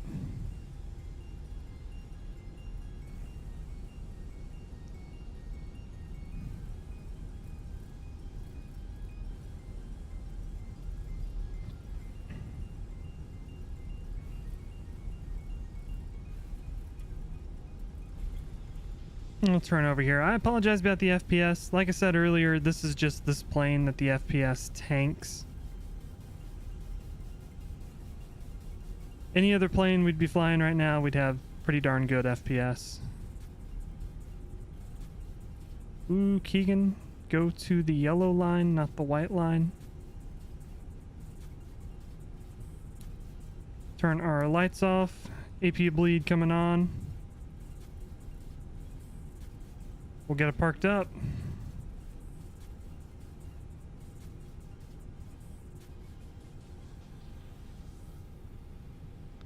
There we go. Parking brake set. And shut them down. Welcome to San Francisco. I'm gonna take my glasses off because I can't see anything. By the way, those aren't like prescription lenses. Those are just blue light glasses. Try to keep my eyes from drying out. Alright, we'll jump up here. Beacon light coming off. And there we go. Home in time for tea. Oh my gosh, I forgot to put the freaking flaps up and everything. Whoops, whatever. It's fine.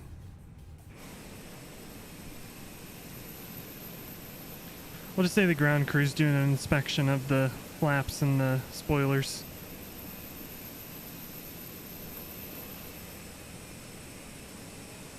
That was a crazy approach. It was beautiful. It was a beautiful approach. But yeah, that is going to do it for me tonight.